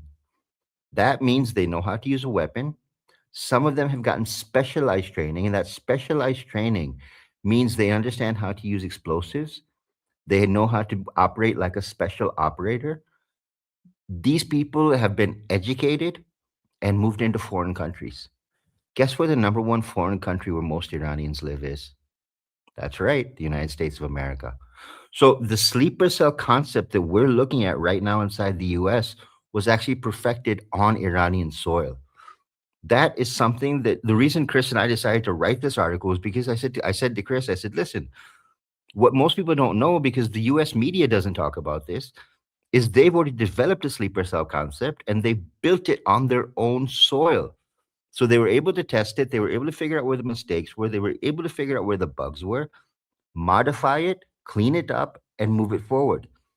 Guess where the command and control center of the Basji force is? The local mosque. And it's in the article. This is not just me saying, to help you, to kind of scare you. Everything we have been saying for the past 5-6 months on Survival Dispatch has been ingrained into the Bastis.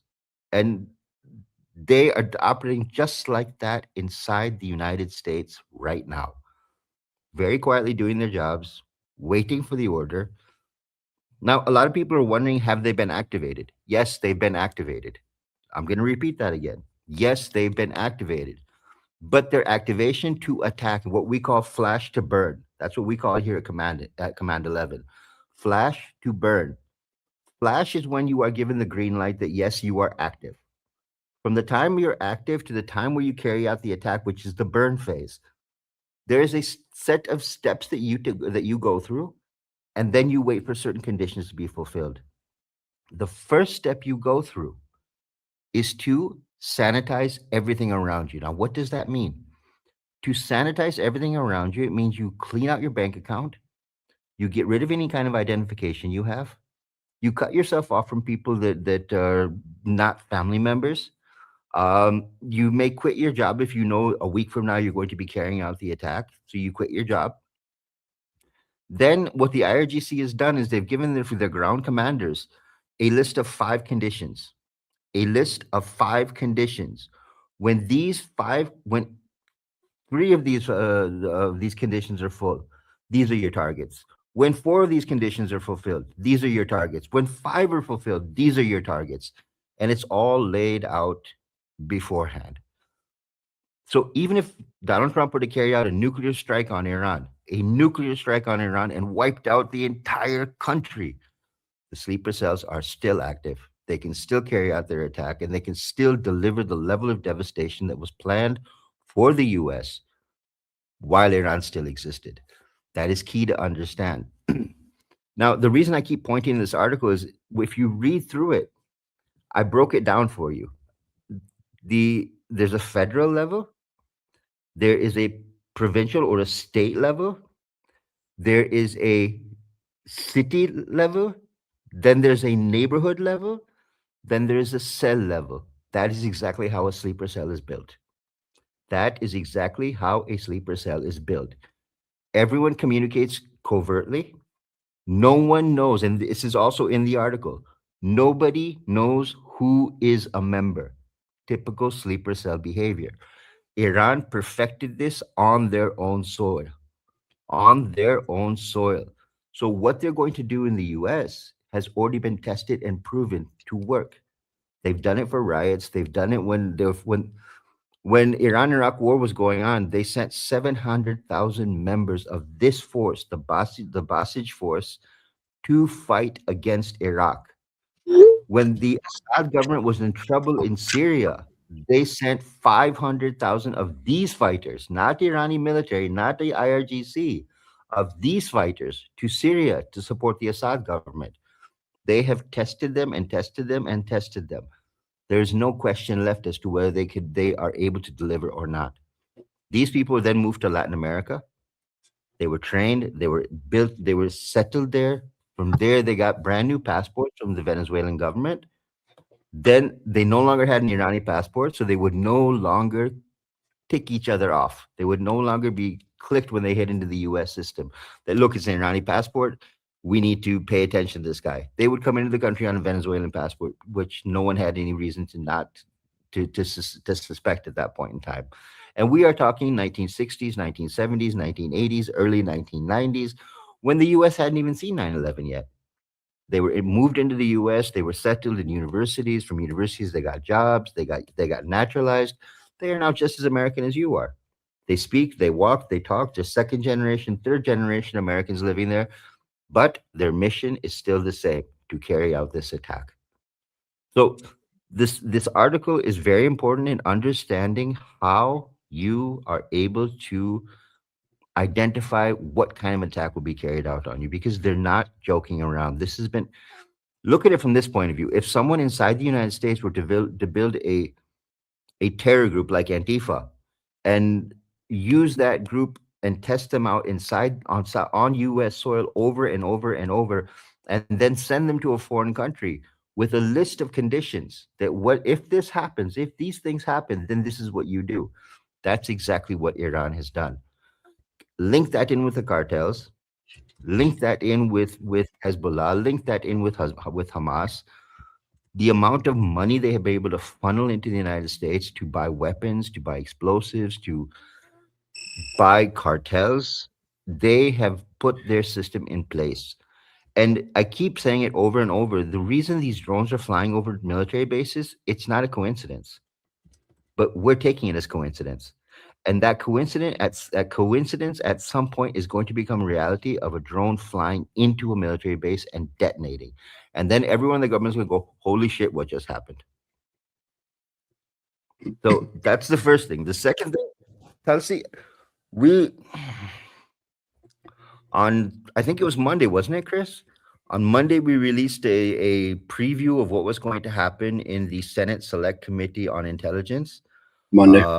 And holy shit, would you believe it or not? Everything we said was going to happen happened. They had no answers on the Iran questions. They were pressured. John Radcliffe and Tulsi Gabbard were hammered on Iran, on intelligence briefings they had done, on assessments they had done, and over they were asked the question. Last year, you told us we wiped out Iran's nuclear capabilities. Why are we saying now that Iran has the ability to carry out a nuclear attack on us? And they didn't have an answer. And then the bombshell hit. Senator Mark Kelly picked up an email from Donald Trump that he was sending out for fundraising and said, Donald Trump is selling your intelligence assessments, your intelligence briefs for money from outsiders. Do you know about this? And they sat there quietly going, we don't even know how to answer that. The hammer that fell in that Senate Select Committee, and we said it in this paper, that it was going to be a train off its tracks because no one knew anything about Iran. No one knew how decision-making was done. No one knew why we went to war. No one knew what the targets were. No one knew what the objectives were. The objectives have been very fluid. First, it was regime change. Then it wasn't regime change. Then it was wiping out nuclear capabilities. Then it wasn't wiping out nuclear capabilities. We're 3 weeks into the war, and no one knows why we're still fighting Iran. And that stuck. So Tulsi threw out a statement yesterday where she said, Pakistan is working on developing ICBMs that can hit the U.S. homeland. And I started laughing. The only ICBM we have that is a long-range ICBM is 5,000 kilometers, which is the other side of India. Halfway, not just the other side of India, but maybe Cyprus, I think, is the farthest it hits because we have a defense relationship with Turkey. So we have a missile that can hit any enemy that might hit Turkey. India, on the other hand, has a missile that can go 12,000 kilometers, which is the U.S. homeland. Chelsea didn't bring that up. She pointed the finger at Pakistan, and there's a reason she pointed the finger at Pakistan. Just a couple of days ago, Donald Trump had a conversation with the Pakistani military and said, we want you to get involved in the Iran war. And we want you to get involved in the Iran war from the point of view of going and protecting Saudi Arabia. Now, this happened back in 2016 as well, when Saudi Arabia decided to attack Yemen. They came to Pakistan and they said, we want Pakistan to come and defend us. You are our Muslim brothers and we love your army and we want you to come in and defend us because our soldiers are shit. We don't know how to fly planes. We don't know how to use weapons. We want you to come and defend us. At the time, our chief of army staff, the most senior general that we had in Pakistan, said, no, we're fighting a war on terror here, and there's no way that we're going to take our soldiers off the battlefield where they're defending Pakistan to go and fight for you there and leave our border open to the terrorists to infiltrate again. The government said, well, it's not the general's decision. We're going to put it to the parliament and let the parliament decide. The parliament sided with the general and said, no, we're not going to war. That same pressure is being put on Pakistan right now. That same pressure is being put on Pakistan right now. The Saudis have been to Pakistan twice. They've made all kinds of offers to the Pakistani military to defend Saudi Arabia. The problem for Pakistan is that, one, we have a war going on with Afghanistan right now, and we are not backing off. We've given a 5-day break for the religious holiday at the end of Ramadan. But today we had a suicide blast inside of Pakistan that the Taliban allowed to happen. So I don't see the ceasefire lasting more than maybe a day, maybe two at the most. We have put red alerts out. Command 11 itself has put out red alerts across every network we've got in Pakistan to be very careful with tomorrow's prayers. On Saturday, it is Eid al-Fitr, which is kind of like Christmas for you guys. So all of our mosques will be filled with people praying.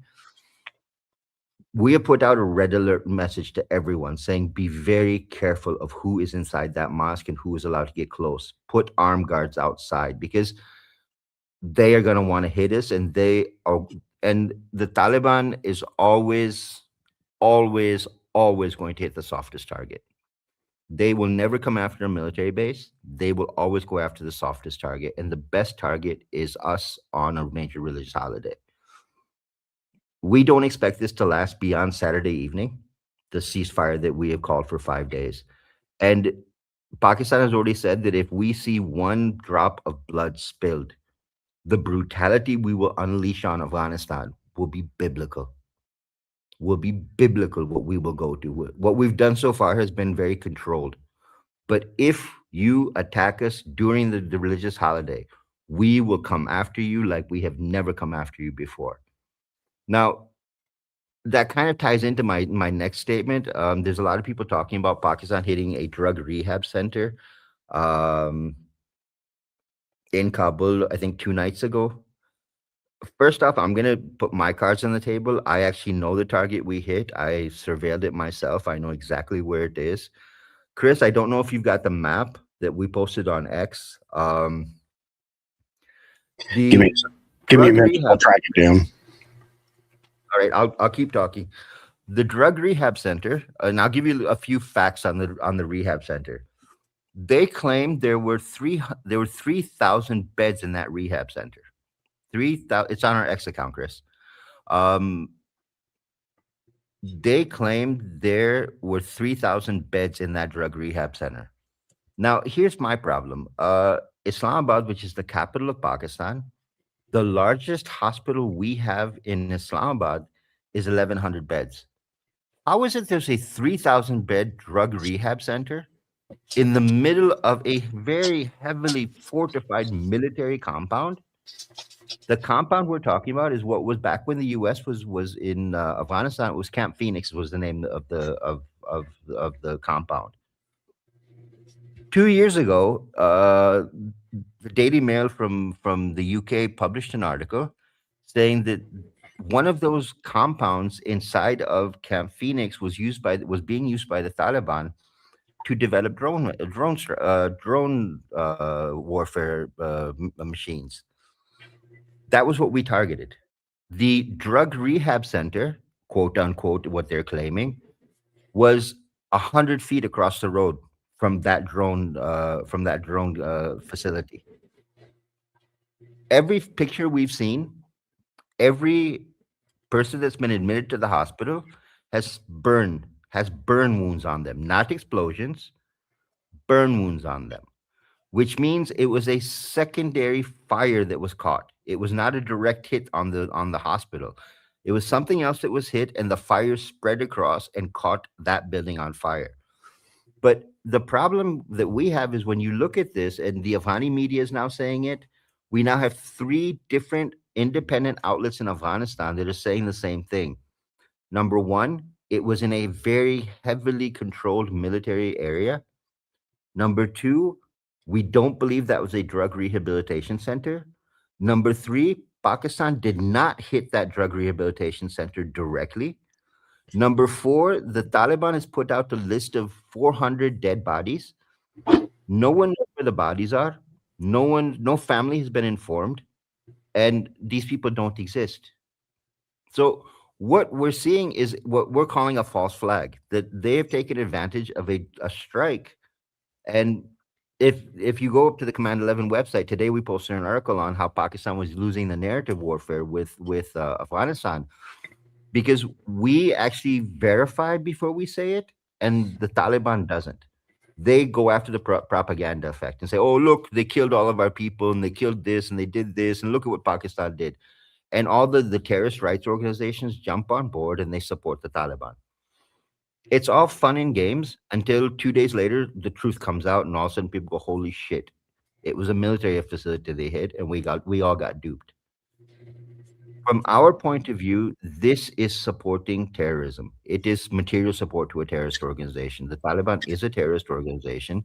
When you take their propaganda, eat it up, and spit it back out and say, oh, they're telling the truth.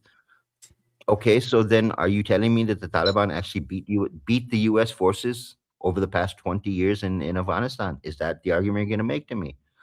Because that's not the case. And it's really nice when people like Ken Roth from Human Rights Watch comes out and says, well, look, they killed 70 civilians. Look, they killed 200 civilians. Yeah, can you show us the bodies? Sky News in the UK and Yelda Hakim, who has a very colored past of supporting terror organizations. She's Afghani by birth. She's very pro-Iran. She's very pro-Taliban. Anytime something happens to the Taliban, oh, she's on TV screaming and yelling about how bad Pakistan is and how they hit the terrorists. But when there's a bomb blast in Pakistan that kills 20, 30, when the bomb blast happened at the mosque in Islamabad, there was dead silence from her.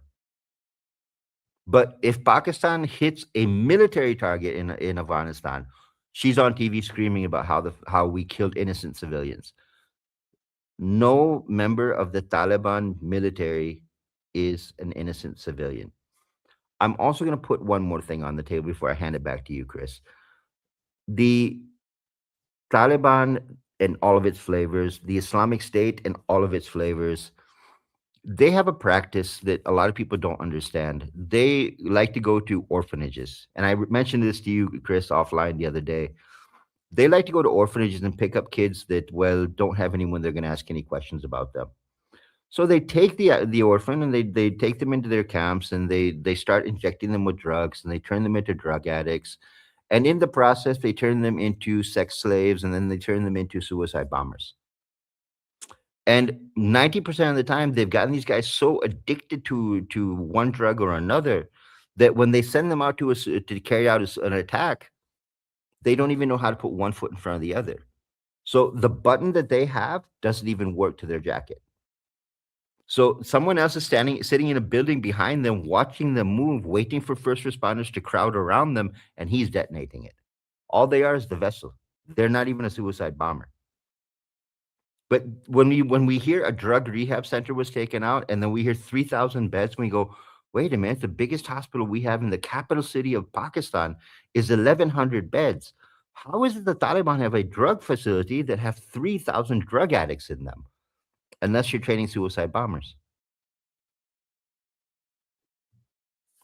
And with that, I'll hand it back to you, Chris. All right, bear with me here, Cleve. I'm trying to sneak in a little bit of food here.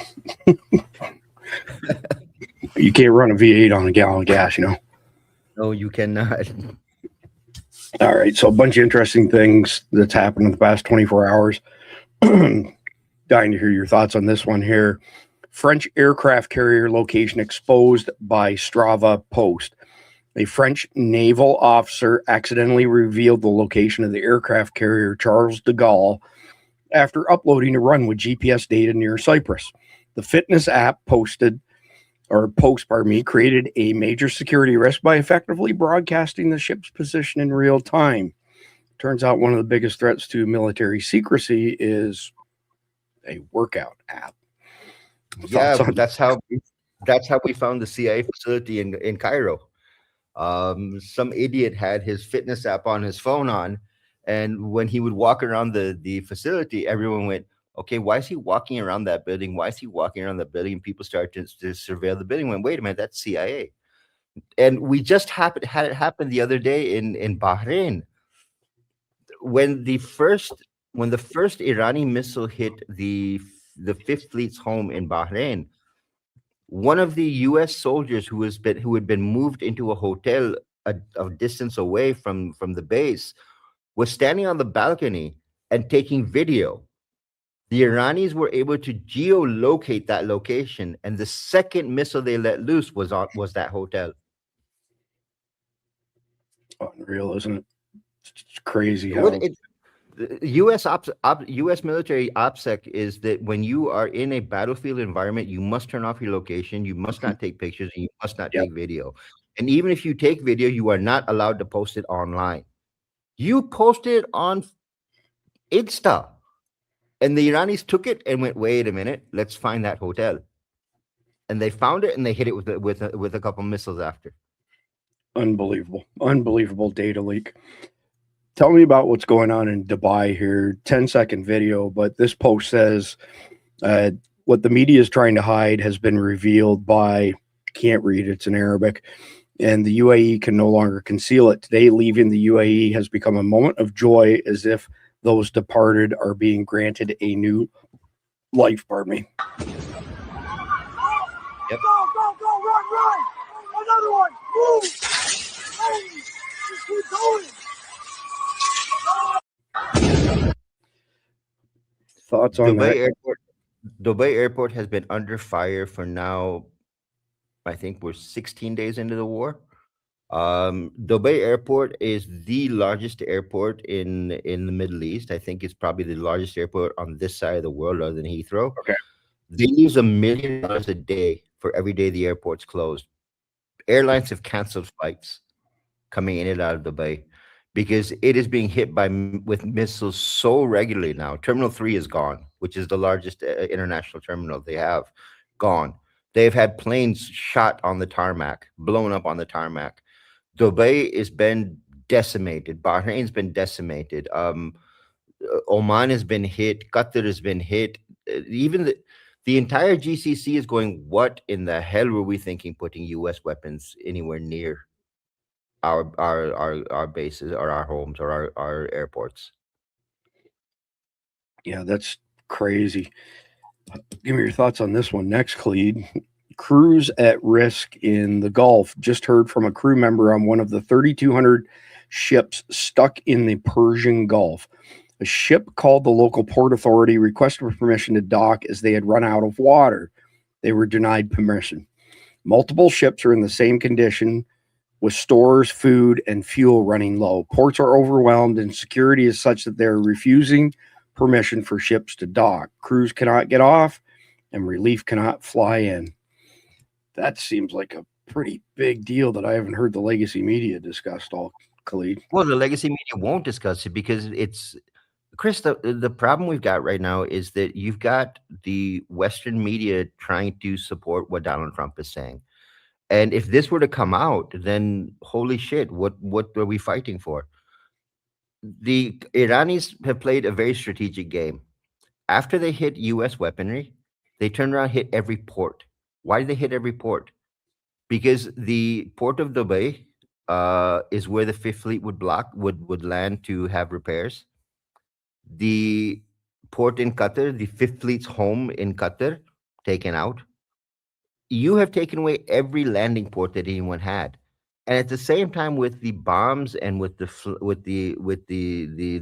kamikaze drones flying in, every country is afraid to move a carrier or a ship or any kind of vessel into their water space and having Iran target it.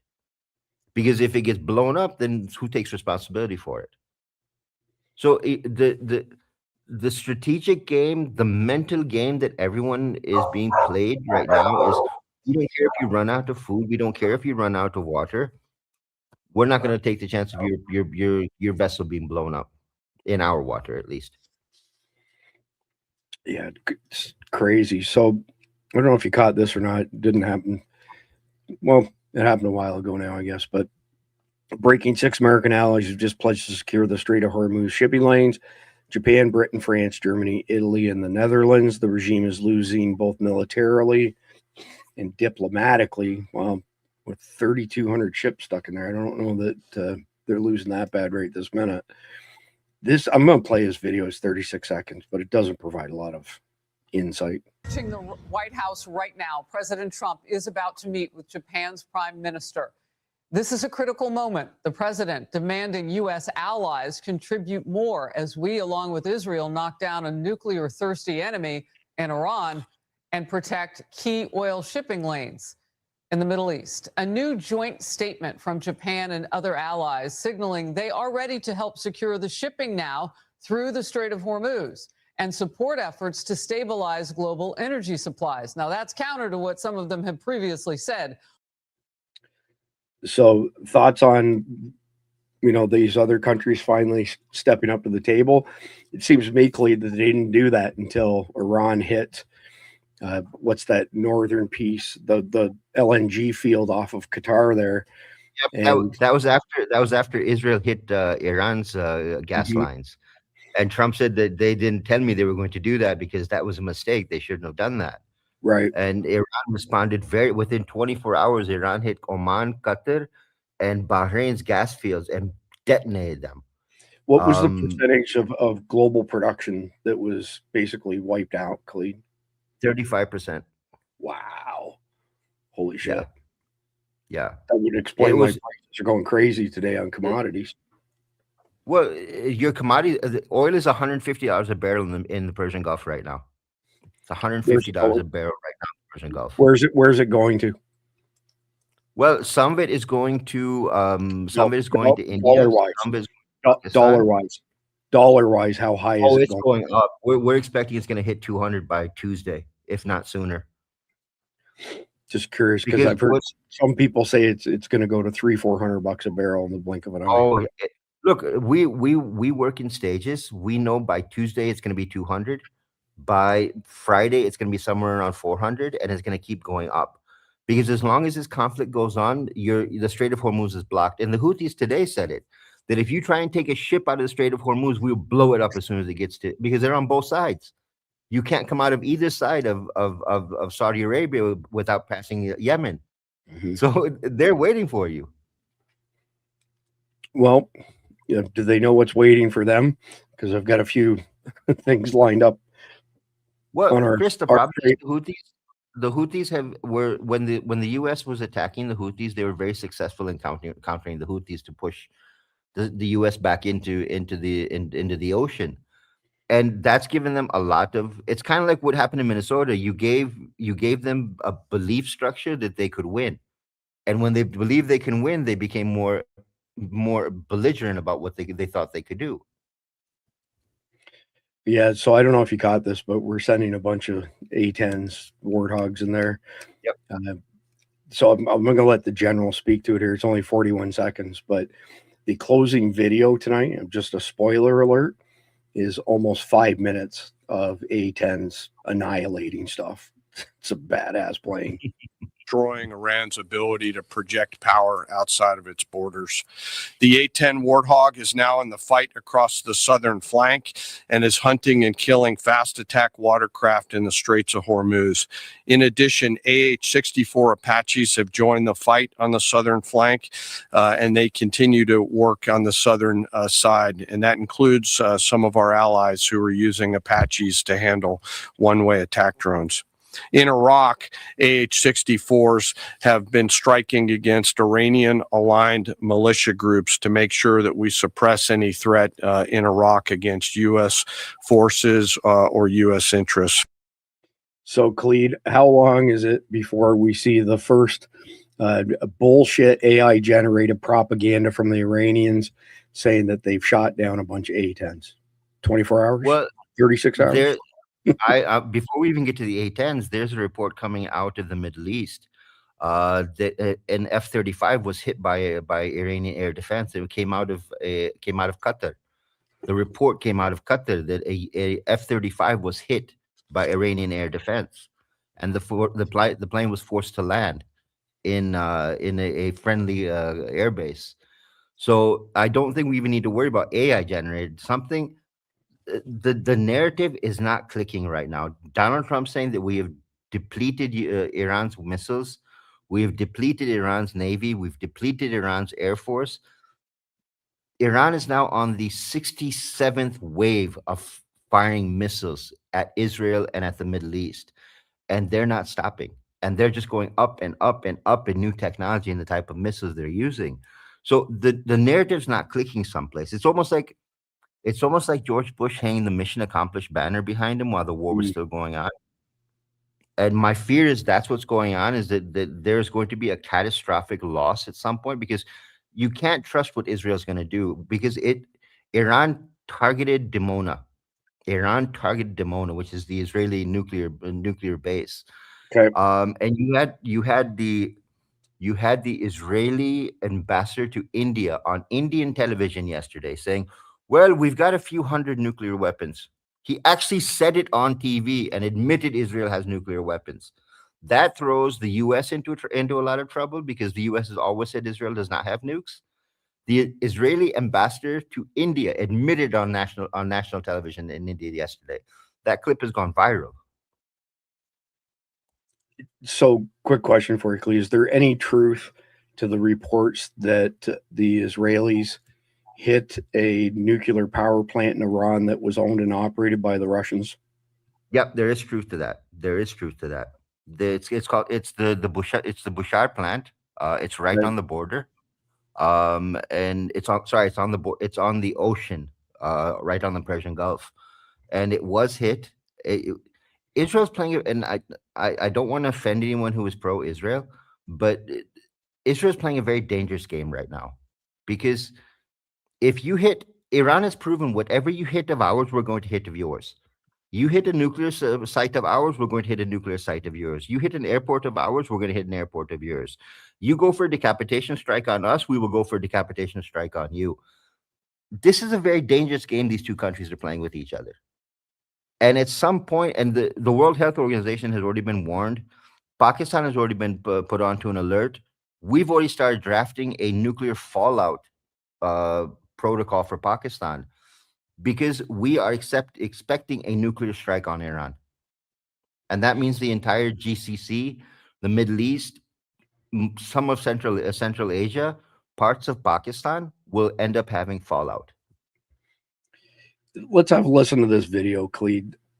This kid kind of came out of nowhere, and I've watched a bunch of his videos in the past couple weeks, and I don't know where he's getting his information from, but he seems to be getting it early, and he seems to be fairly accurate. And, you know, he claims Israel just bombed Russia. They've blown up a Russian-operated nuclear power plant, so not inside of Russia's borders, from what I understand. Let's listen to what he's got to say, though, and then you can critique it. Some breaking news. Israel just bombed Russia, and they've blown up the only working nuclear power plant which Russia built and operates in Iran. And there are hundreds of Russian civilians who work in this power plant, and Israel might have killed them. Well, a few moments ago, Russia and Iran both announced that a projectile hit the Bushehr nuclear power plant in Iran. This power plant was built in 2008 by Russia, and it's operated and used by Russia on behalf of Iran. And Russia said, quote, "We categorically condemn what has occurred and call on all parties to exert every possible effort to de-escalate the situation in the vicinity of the Bushehr nuclear power plant." And something you need to know is that for this entire war and the 12-day war last time, it was agreed on that the US and Israel would not attack this Russian power plant because it's Russian. They know the consequences of blowing up Russian civilians. It's a much bigger deal than attacking Iran. This is not the Iranian government, but still Israel just bombed it. Now, I want to make something clear. In both Russia and Iran's statements, they actually didn't accuse anyone of carrying out this attack. They just said a projectile fell near the power plant. That's also important. The power plant itself has not been bombed. A projectile fell nearby, and they said it didn't cause any damage or any casualties. And so because of that, we actually don't know if this was just an accident, whether it was an object that had been shot down, or maybe it was a missile that missed the power plant that was fired towards it. So truthfully, because Russia and Iran haven't accused anyone, we don't know. But it seems that Israel or the US might have just tried to bomb the Russian-built and operated nuclear power plant in Iran. This is Iran's only working nuclear power plant, and it was agreed that Israel and the US would never do that. They literally told Russia, we won't do that. In the 12-day war, Russia released a statement saying this nuclear power plant is the safest place in Iran you could be. That's how confident they were that it wouldn't be bombed. But still, it might have just come under attack. And so once we get details confirming what's actually happened here, leave me a follow, because I'm going to be I'll stop there. So, Khalid, can you shed any insight on what he had to say? Yeah, Bushad has been hit. One of the breach walls has been broken. There has been some nuclear leakage, but not a lot. Okay. There's Russian engineers coming to Iran, and God forbid that plane gets shot out of the air. There's Russian engineers coming to assess the damage and figure out what is going to fix it. Because if that has been hit, and once the Russians get there, they're going to figure out who hit it. And then this is going to escalate very quickly. Because, yeah, during the 12-day war, everyone had signed a document, handshake agreement, we will not hit this base. And if they have hit it, that changes the dynamic of this war. Also, something that a lot of people don't know, there is a Chinese spy vessel in the water in the Persian Gulf right now, and no one is daring to bomb anywhere near it, because if that vessel gets hit, then China's in the war, and you don't want to bring China and Russia in, because this becomes World War III then. Well, yeah, there's not just some great news. Thanks, Clee. I don't know if you can Pleasure. see these pictures here. Yeah, I'm going to move on to another news item, but I had this queued up for the A-10. This is American engineering. A-10 Warthog took over 150 rounds. Hydraulics gone. Control systems crippled. Any other aircraft is done, but not this one. Manual reversion kicks in. Pure mechanical control. Pilot muscles it home. That's some pretty serious damage. Yeah. I mean, yeah, but it's these are the old American planes that could actually take that kind of damage. Yeah, I mean, I've watched a lot of videos on the complexity of them. Like the pilot, he's sitting in what they call a bathtub, which is like a ginormous titanium tub that I can't remember how thick it was, what the wall thickness is, but it can take some pretty serious hits. Speaking of serious, here's one of Khalid's posts on Jolani releasing over 20,000 ISIS fighters. Speak to this for a minute, because this is a turn into another shit show.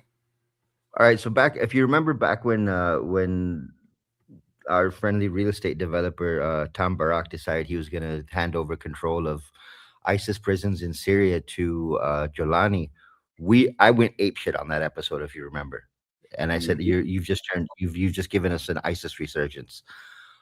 Within 24 hours, they had taken over Raqqa, which was the pseudo capital of the Islamic Caliphate when the ISIS regime was in power in Iraq and Syria.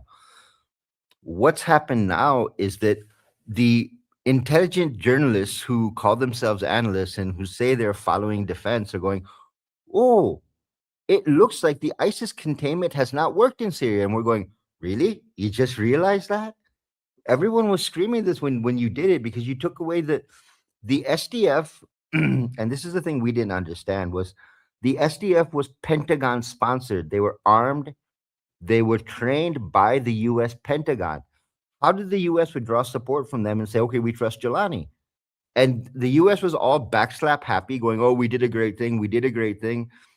Within a few hours of handing over control to Jolani, you moved 6,000 ISIS fighters, commanders, to Iraq, because you were too worried about them being released. If you were so sure Jolani was going to handle the problem, why'd you move those 6,000 fighters? I mean, what was the reason for moving that if you trusted him so much? Within 24 hours of Jolani's quote-unquote army being given control, the Al-Holi camp in northern Syria was emptied of 20,000 families. 8,000 ISIS fighters and commanders were released from prisons, and it's just been a flood of more and more and more being released. Now, Jolani is a affirmed, oath-taken Al-Qaeda commander again. He was part of the ISIS framework at one point. A lot of people may not know this. Jolani at one point was tagged by the Qataris, to replace Baghdadi as the head of ISIS, and they put a lot of money and a lot of weaponry in his hands to take over ISIS from the founder of ISIS. That failed.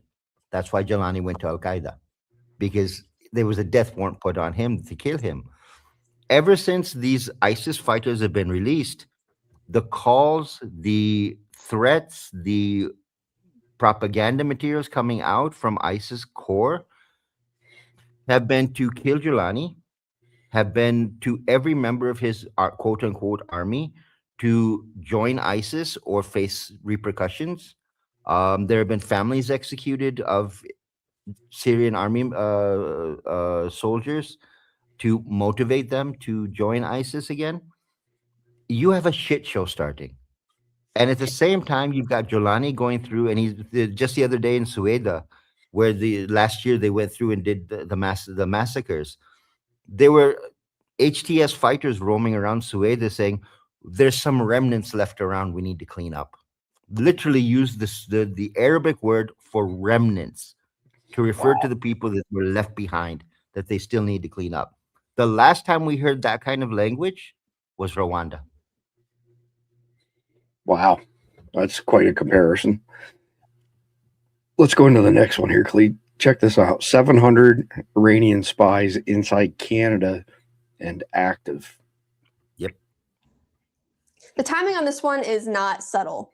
3 weeks into an active U.S.-Israeli military campaign across Iran, a Canadian member of parliament has stood up and warned that at least 700 agents of Iran's Islamic Revolutionary Guard Corps are currently operating inside Canada. Not in Iran, not in the Middle East, but in Canada. Fundraising, surveilling, intimidating. Melissa Landsman, a Conservative MP, made the claim during parliamentary debate in March 2026. The IRGC, for a global audience, is not a conventional military force. It is the ideological armed wing of the Iranian regime designated as a terrorist organization by the United States, the UK, and several other Western nations. It runs foreign influence operations, assassinations abroad, and intimidation campaigns against diaspora communities who fled the region. Canada has not yet formally designated it as a terrorist organization, a point critics have hammered for years. Landsman's warning centers on two specific targets inside Canada: Iranian Canadian diaspora communities and Jewish communities. The allegation is that IRGC-linked operatives are using Canadian soil to surveil, intimidate, and fundraise, effectively running regime operations from inside a NATO-aligned democracy. The Canadian federal government says it is taking an aggressive approach to vetting and removing. Bullshit. You want to add anything to that, Clete? Yeah, the Canadian aggressive approach is A. Look, Canada, the problem with Canada is that they are so laid back about their own national security because they think the U.S. will protect them, that they have never done anything to protect themselves. Canada has active ISIS sleeper cells. Canada has active ISIS fighters in their military. Canada has active recruitment going on inside their major cities for terror organizations. Iran has been... Canada offered at one point where you could naturalize to Canada based on a point system. I don't know how many of you guys in the US know about this. You would send your educational documents, you would send your work history, it would all be submitted online, and they'd give you a point system. Based on that point system, they would give you a visa to come live in Canada, and a certain amount of years, you would become a naturalized citizen of Canada. A lot of Iranians took advantage of that. And you have literally opened the door, laid out the red carpet, and said, come, destroy us. And nobody understands why it's going on. Canada is going to end up feeling the worst of this as compared to the US. The US is going to get a lot of this. But Canada's major cities are going to end up being decimated because you have Afghanis there, you have Syrians there, you have Iranians there, you have Iraqis there, you have Somalis there, and we've seen what the Somalis can do. And then you have a massive population of Indians there as well. And to be very honest, those of you who don't know about India, look up on your Google browsers or on whatever browser you use, put in RSS India, RSS space India. Look up that group and look at the ideology they have. And that's what's coming to your countries. Yeah, it's unbelievable. And well, I won't go any deeper than that because it's getting late tonight. But we got a couple more things I want to cover before we put a lid on it. Talk to me about this, Clete. Images reveal Hezbollah books for children that teach kids how to kill infidels. These were found in schools in southern Lebanon, teaching children how to behead non-Muslims. Let me zoom in on this. There you go. Yeah. This is disgusting. This isn't a surprise to me, Chris. I'm going to give you a little bit of history. Okay. Back during the Mujahideen war against Russia in Afghanistan, the University of Nebraska, Omaha, was creating jihadi material that was being used to train Afghani children in refugee camps on how to fight a jihad. Those books are still being used by Al-Qaeda and the Islamic State today. And the progression is that's where it started from, and it continues, and they've just become more and more advanced. Because if you look at Al-Qaeda's propaganda videos as compared to the ISIS propaganda videos, it's like looking at a home cam as compared to a Hollywood production. The level has changed, and people have not realized that the initial seed was dropped by a university in the United States, who was paid for it by the State Department through the Council for Foreign Relations. Surprise, surprise. Our tax dollars hard at work again, as usual, right? I got one more on the Iran stuff that I want to play just because you brought it up today.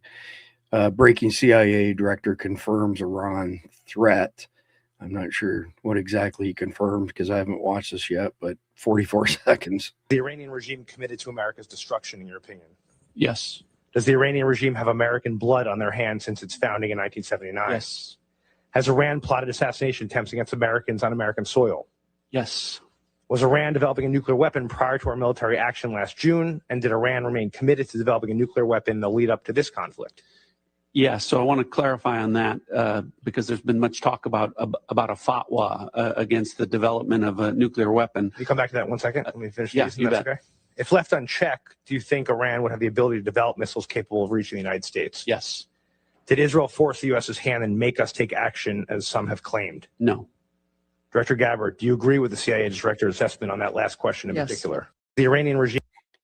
All right, have it that, Khalid. That's the last one on Iran for tonight. Yeah, I also remember the conversation they had during the hearing where they went, so if we wiped out their nuclear facilities and they couldn't create nuclear weapons, then why do we need to start this war now? And the two of them, Tulsi Gabbard and John Radcliffe, sat there with dead silence with a shit-eating grin on their face going, we don't even know how to answer that question. Unfreaking believable. I mean, absolutely unbelievable. Well, Chris, here's the question I throw at people. I go, look, okay, I'll agree with you that Iran has said death to America from the day it was created. Iran has killed Americans. Iran was part and party in killing Americans during the invasion of Afghanistan, in the invasion of Iraq. Yes, they were. But 47 years later, now you decide it's time to bomb Iran when they've gotten to a point where they have hypersonic missiles, they have a nuclear force, they have all kinds of things they can fight back with. They have a spirit. And I'm going to say it again. There's a paper on our website on the IRGC in the Middle East. If you read that, it will make so much more sense to you how strong you have let them become, and now you're attacking them. There's something else going on, Chris. There's something else, and I'll give you another one. Just before I came on air, we got a notification saying that the U.S. government is thinking about removing sanctions on the sale of Iranian oil. Wow, that's a strange one. Yeah. So, I mean, what's the game? If you've sanctioned Iran for 47 years, ever since the Islamic Revolution happened, why are you now all of a sudden talking about saying, okay, we're going to let you sell your oil? Is it because oil prices have gotten to 150 and people are thinking they're going to hit $400, $500? And you're thinking, okay, well, if we sell Iranian oil, it's okay because, well, it'll at least bring the prices down. How does it affect your mission in Iran? Well, let's see if that fleshes out. Let's see if that proves true. But that would be one heck of a pivot, if you ask me. Khalid, I got a question for you here. I've got probably like half a dozen things left to cover here. So this is real time. What's going on? As you can see on the left, like I'm monitoring the Iran attacks. intel hotspots, conflict zones, and military activity down here. There has been a non-stop flow of military assets to the Middle East for about 2 weeks now. And I'm curious what your thoughts are. Let me show this first and then get your comments on your thoughts of this going to the ground. I know everybody, last night on the panel said, and you weren't with us, of course, said there was a 0% chance. But we've got another carrier strike group here that just left, and it's sending 3 destroyers, okay? So there's 3 destroyers, and I've been watching this pattern of them going across the ocean. So here we've got an amphibious unit. Then we've got over here, I think it's 2 more amphibious units, which amphibious units are for putting boots on the ground. Let's be clear about that. Then these guys here didn't leave too long ago. I've watched them traverse the Mediterranean, and it's 3 more destroyers over there. We've repositioned this carrier strike group basically at the mouth of the Strait of Hormuz. And then every single little yellow button that you see on here is action on the part of our military. So here we got 5 more amphibious, or 3 amphibious, a destroyer, and a frigate. Well, they were deployed for the Venezuela, the Maduro deal. They're now heading to the Middle East as well. I mean, we are sending an awful lot of assets for a claimed, what did they say, 2,500 Marines? We're sending a lot more gear there than is needed for 2,500 Marines. There's a lot of stuff going there. Well, the reports we're getting out of the Pentagon and out of MI5, MI6, out of Russia, out of China, is that the U.S. is preparing a ground assault on Iran.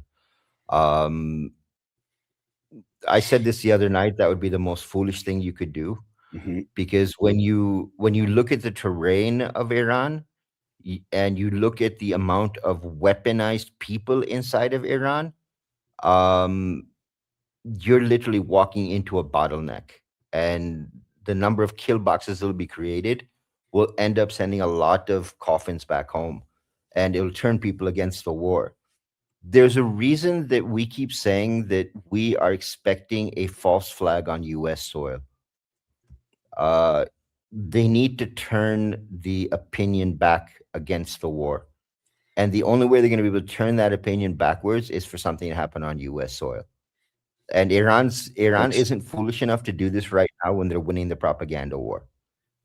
Yeah, it's no different than FDR letting Pearl Harbor happen. He needed an event to galvanize American support for World War II because his New Deal wasn't cutting it. The best way to, supercharge your economy is to start a war or get involved in a war. So it's an old play. It's nothing new, right?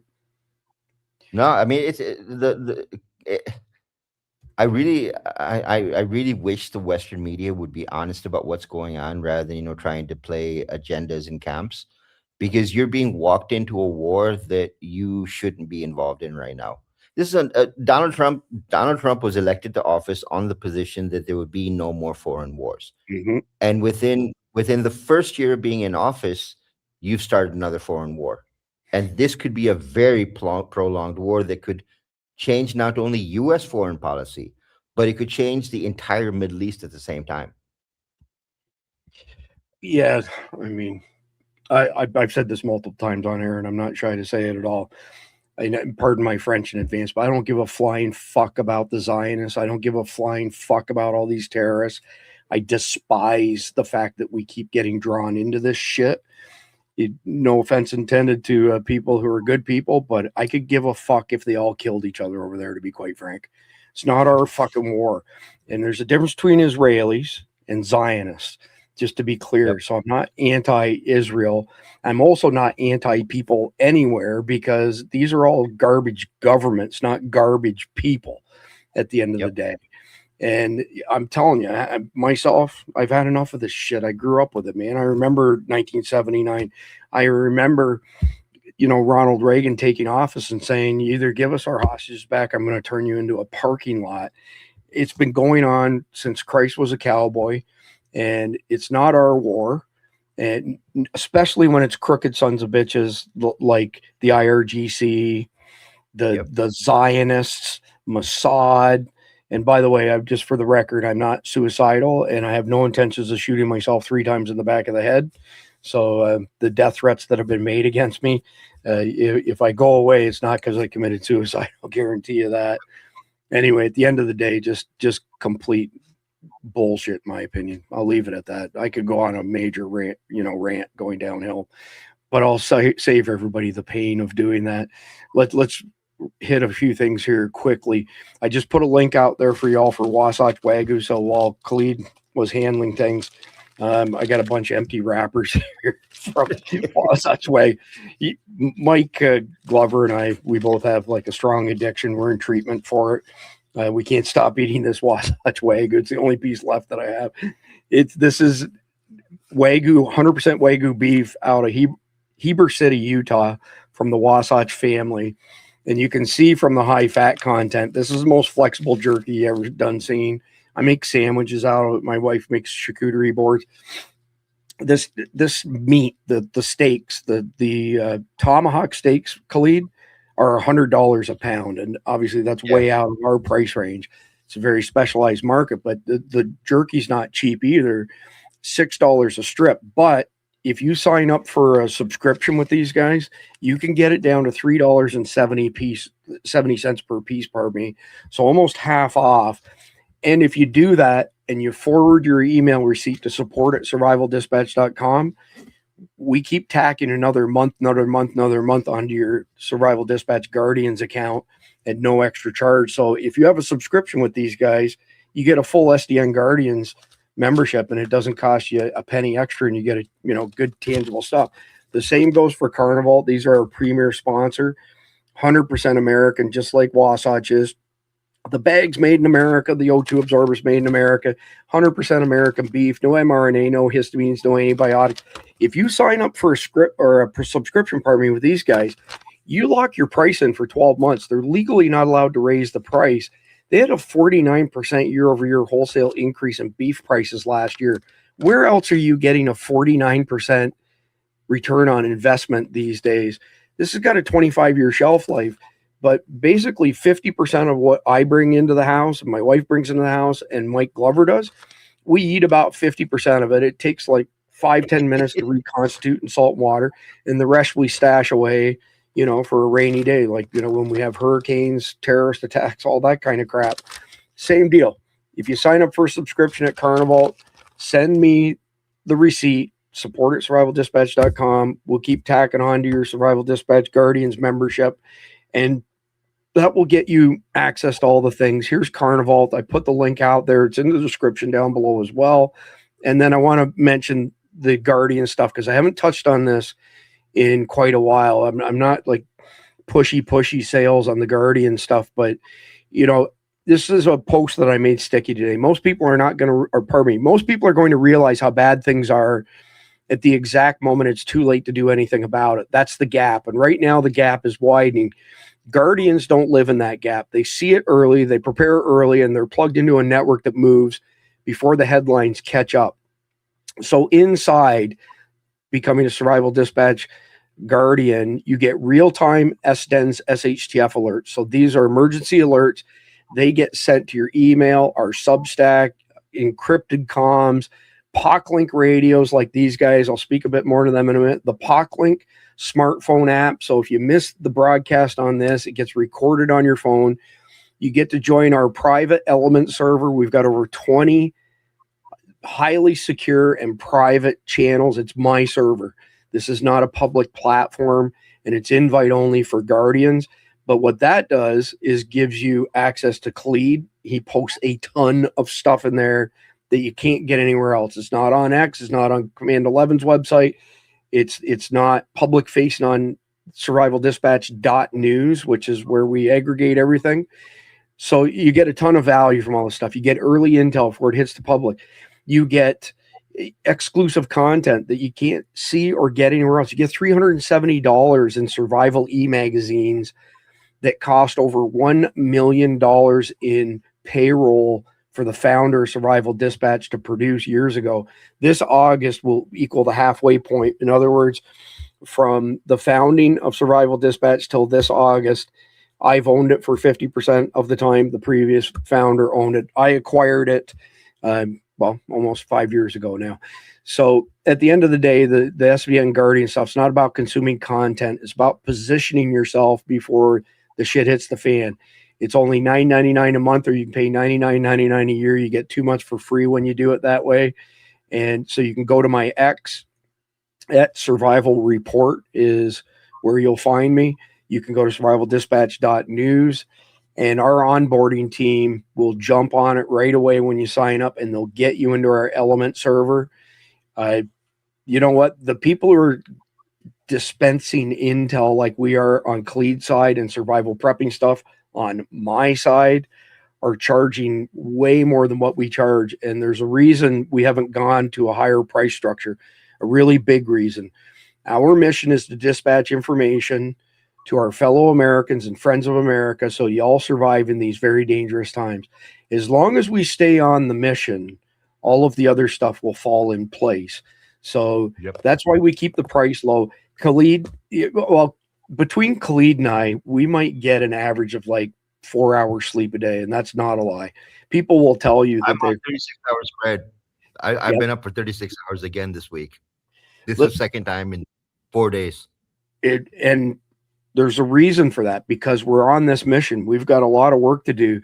Let me move us over to another screen, because I got to tell you guys something quickly here.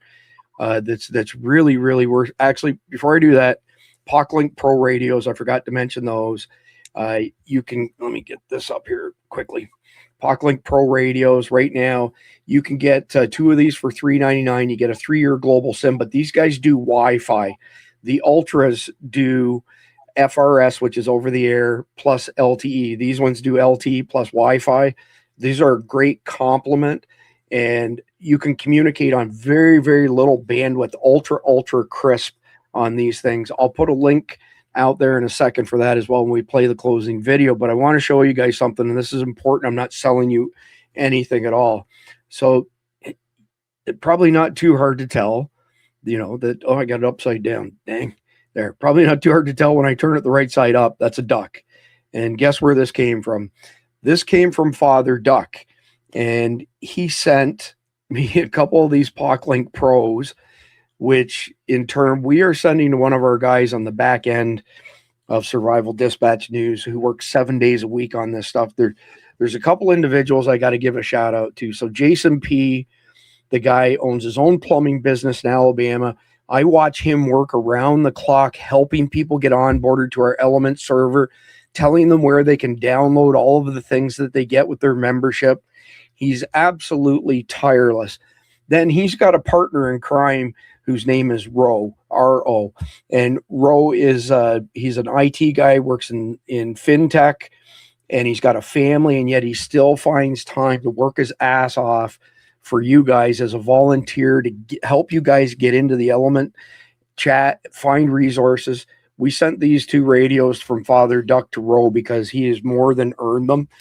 Father Duck is an incredible guy. So Jason said to me today, he said, what do you figure the deal is with Father Duck? I said, he's a guardian angel. There's no other way to describe who Father Duck is.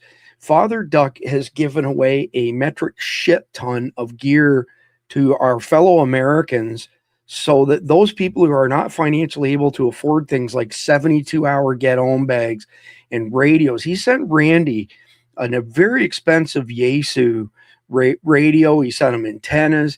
He sends him hats. I mean, Randy's a combat wounded Green Beret, and if anybody deserves it, it's him. But let me show you how nice this guy is. I mean, he's got to be a guardian angel. Without me saying anything to him, those of you who've been following us for any period of time know that my watch is always going off because I get fired up. I got fired up last night because I was really pissed off about the topic at hand, and my watch is going off nonstop. You know, we detect the irregular heartbeat. It's too high, blah, blah, blah, blah. Check out what Father Duck sent me. Father Duck sent me, let's see if I can get it. There you go. Father Duck sent me an analog 511 watch that doesn't monitor things like heart rates and blood pressures and stuff. And I haven't had a chance to talk to him, but I know for a fact that he sent it because of the watch that's always going cuckoo and going off and stuff like that, because he was thinking about my well-being.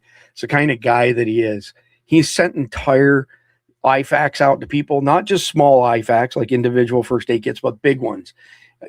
I'm telling you, the guy is some sort of guardian angel, Clede. I'm immensely thankful for everybody in the Guardians community. I'm immensely thankful for what he's been doing for other Americans who maybe they're on a fixed income like Randy. He's been helping a lot of people, Clede, a lot of people. And I mean, absolutely, he's got a lot of humility. And I don't want to sound like a fanboy here or anything like that, but I'm very, very thankful to have Father Duck. I'm very, very thankful to have all the Guardians out there, because at the end of the day, whether it's somebody like Carnival, somebody like Wasatch Wagyu, there's my empty wrappers, our recurring expenses each month to put on Survival Dispatch, all the things that we do is about $15,000 a month. That's just recurring. That's not other expenses, but that's over $5,000 a month in software subscriptions, over $4,000 a month in ClearStar background checks for people that we let into the Element server. Don't think for a minute that we don't take every bit of data that Substack gives us and hand it over to ClearStar so that we know that we're not letting bad people into our Element community, which is super locked down. And we've got our own servers. We have hosted servers. We have, like our website gets, well, we've got two websites, right? survivaldispatch.com, which gets an insane amount of traffic. There's a ton of free survival prepping articles, all our video archives over there. That website's about 50 gigabytes of data, and that website gets about 500,000 unique visitors per month. The bill on that website is very, very significant. Then we've got survivaldispatch.news, and that's our Substack, and that's where all the Survival Dispatch news stuff goes.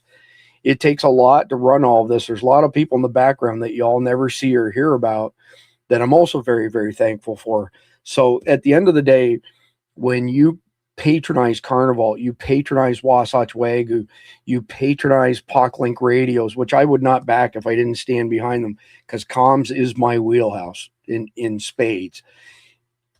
When you do that, the stipends that they give us each month to defer those costs, that's how come we can work 7 days a week, 16, 17 hours a day, sometimes 20 hours a day, because there's that much shit going on. So at the end of the day, I appreciate it when you support Carnival, Wasatch Wagyu, POC-Link, because they support us, which allows us to do our job and get the information out to you, get the truth out to y'all, plus work some pretty insane hours. But I think I've carried on for about as much as the crowd can handle, Clede. So let me get you back up here on stage.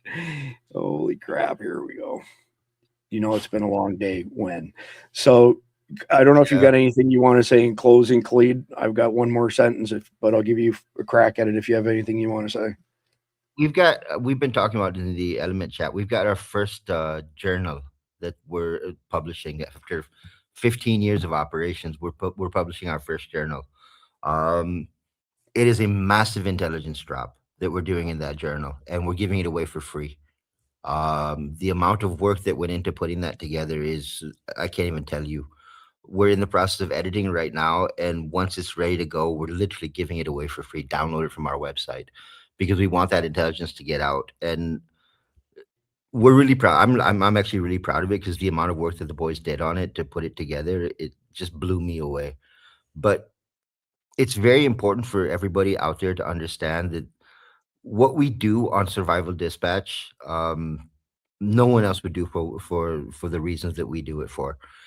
Other companies, I mean, I literally sat down with another organization and they said, how much do you charge for your services? I told them what our service charges were, and they went, why are you charging so little? You could be charging X amount of money. I'm going, I don't do it for the money. I do it for the goal that, we save people's lives. We deliver a value proposition that makes you safer.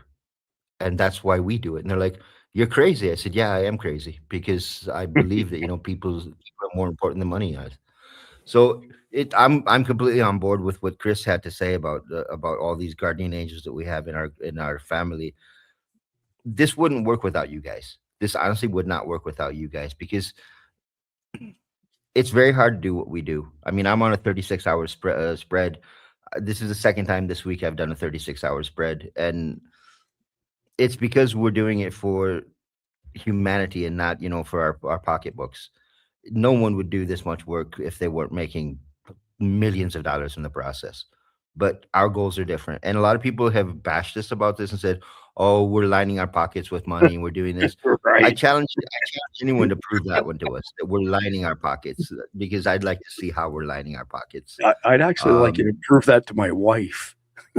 Yeah. No, my mother and father would like to know how I'm lining my pockets by doing this stuff, because my parents, my entire family, extended family, everyone says the same thing to me. Why are you doing this? You could die because of this. I mean, if I die because of this, at least I left a mark. At least I did something to protect somebody else. And that's what matters. Sure does, Khalid. So anyway, all of the other stuff that happens after completing the mission, that's a byproduct of what we do. Yep. So yep. As long as we can, cover all the bases and keep bringing y'all information that will hopefully allow you to survive in these very uncertain times, very dangerous times, mission accomplished on our part. But that's it for tonight. Absolutely. We'll be back tomorrow evening, usual time, 7 p.m. Eastern. Next episode in our long war series, soft targets everywhere. And we're down to probably somewhere around 20. I think there's maybe 21 episodes left in the 144 episode series. And actually, before I forget, this Tuesday, Khalid and I are going to blow the lid off of Saudi Arabia's involvement in 9/11 1.0. Wait until you hear some of the shit that's come out in Discovery and prior to Discovery. Wait until you hear what Obama's administration did with evidence that proved Saudi Arabia were behind it all. But thank God in this case for MI5 and MI6, because they gave the information to the families who lost family members in 9/11 1.0. I'm telling you, you're going to hear shit on Tuesday night that is firsthand intelligence and info that's going to blow your mind relative to what Saudi Arabia did to us and how they were behind 9/11 1.0. It was them. They financed it. They promoted it. They manned it. And that's not hyperbole. You're going to hear and see evidence that will make your head spin. And that's Tuesday night. So don't miss that one. If you want to catch one live and you want to get questions in, we have a special guest on that night. We have a special guest on that night. And she lost her husband, and she has been working tirelessly for 25 years to get answers and accountability on 9/11 1.0. I'm telling you, this is one for the books that's coming on Tuesday night. But y'all are probably had enough of listening to Khalid and me for tonight, so we're going to shut her down. We will be on the Element server if anybody has any questions.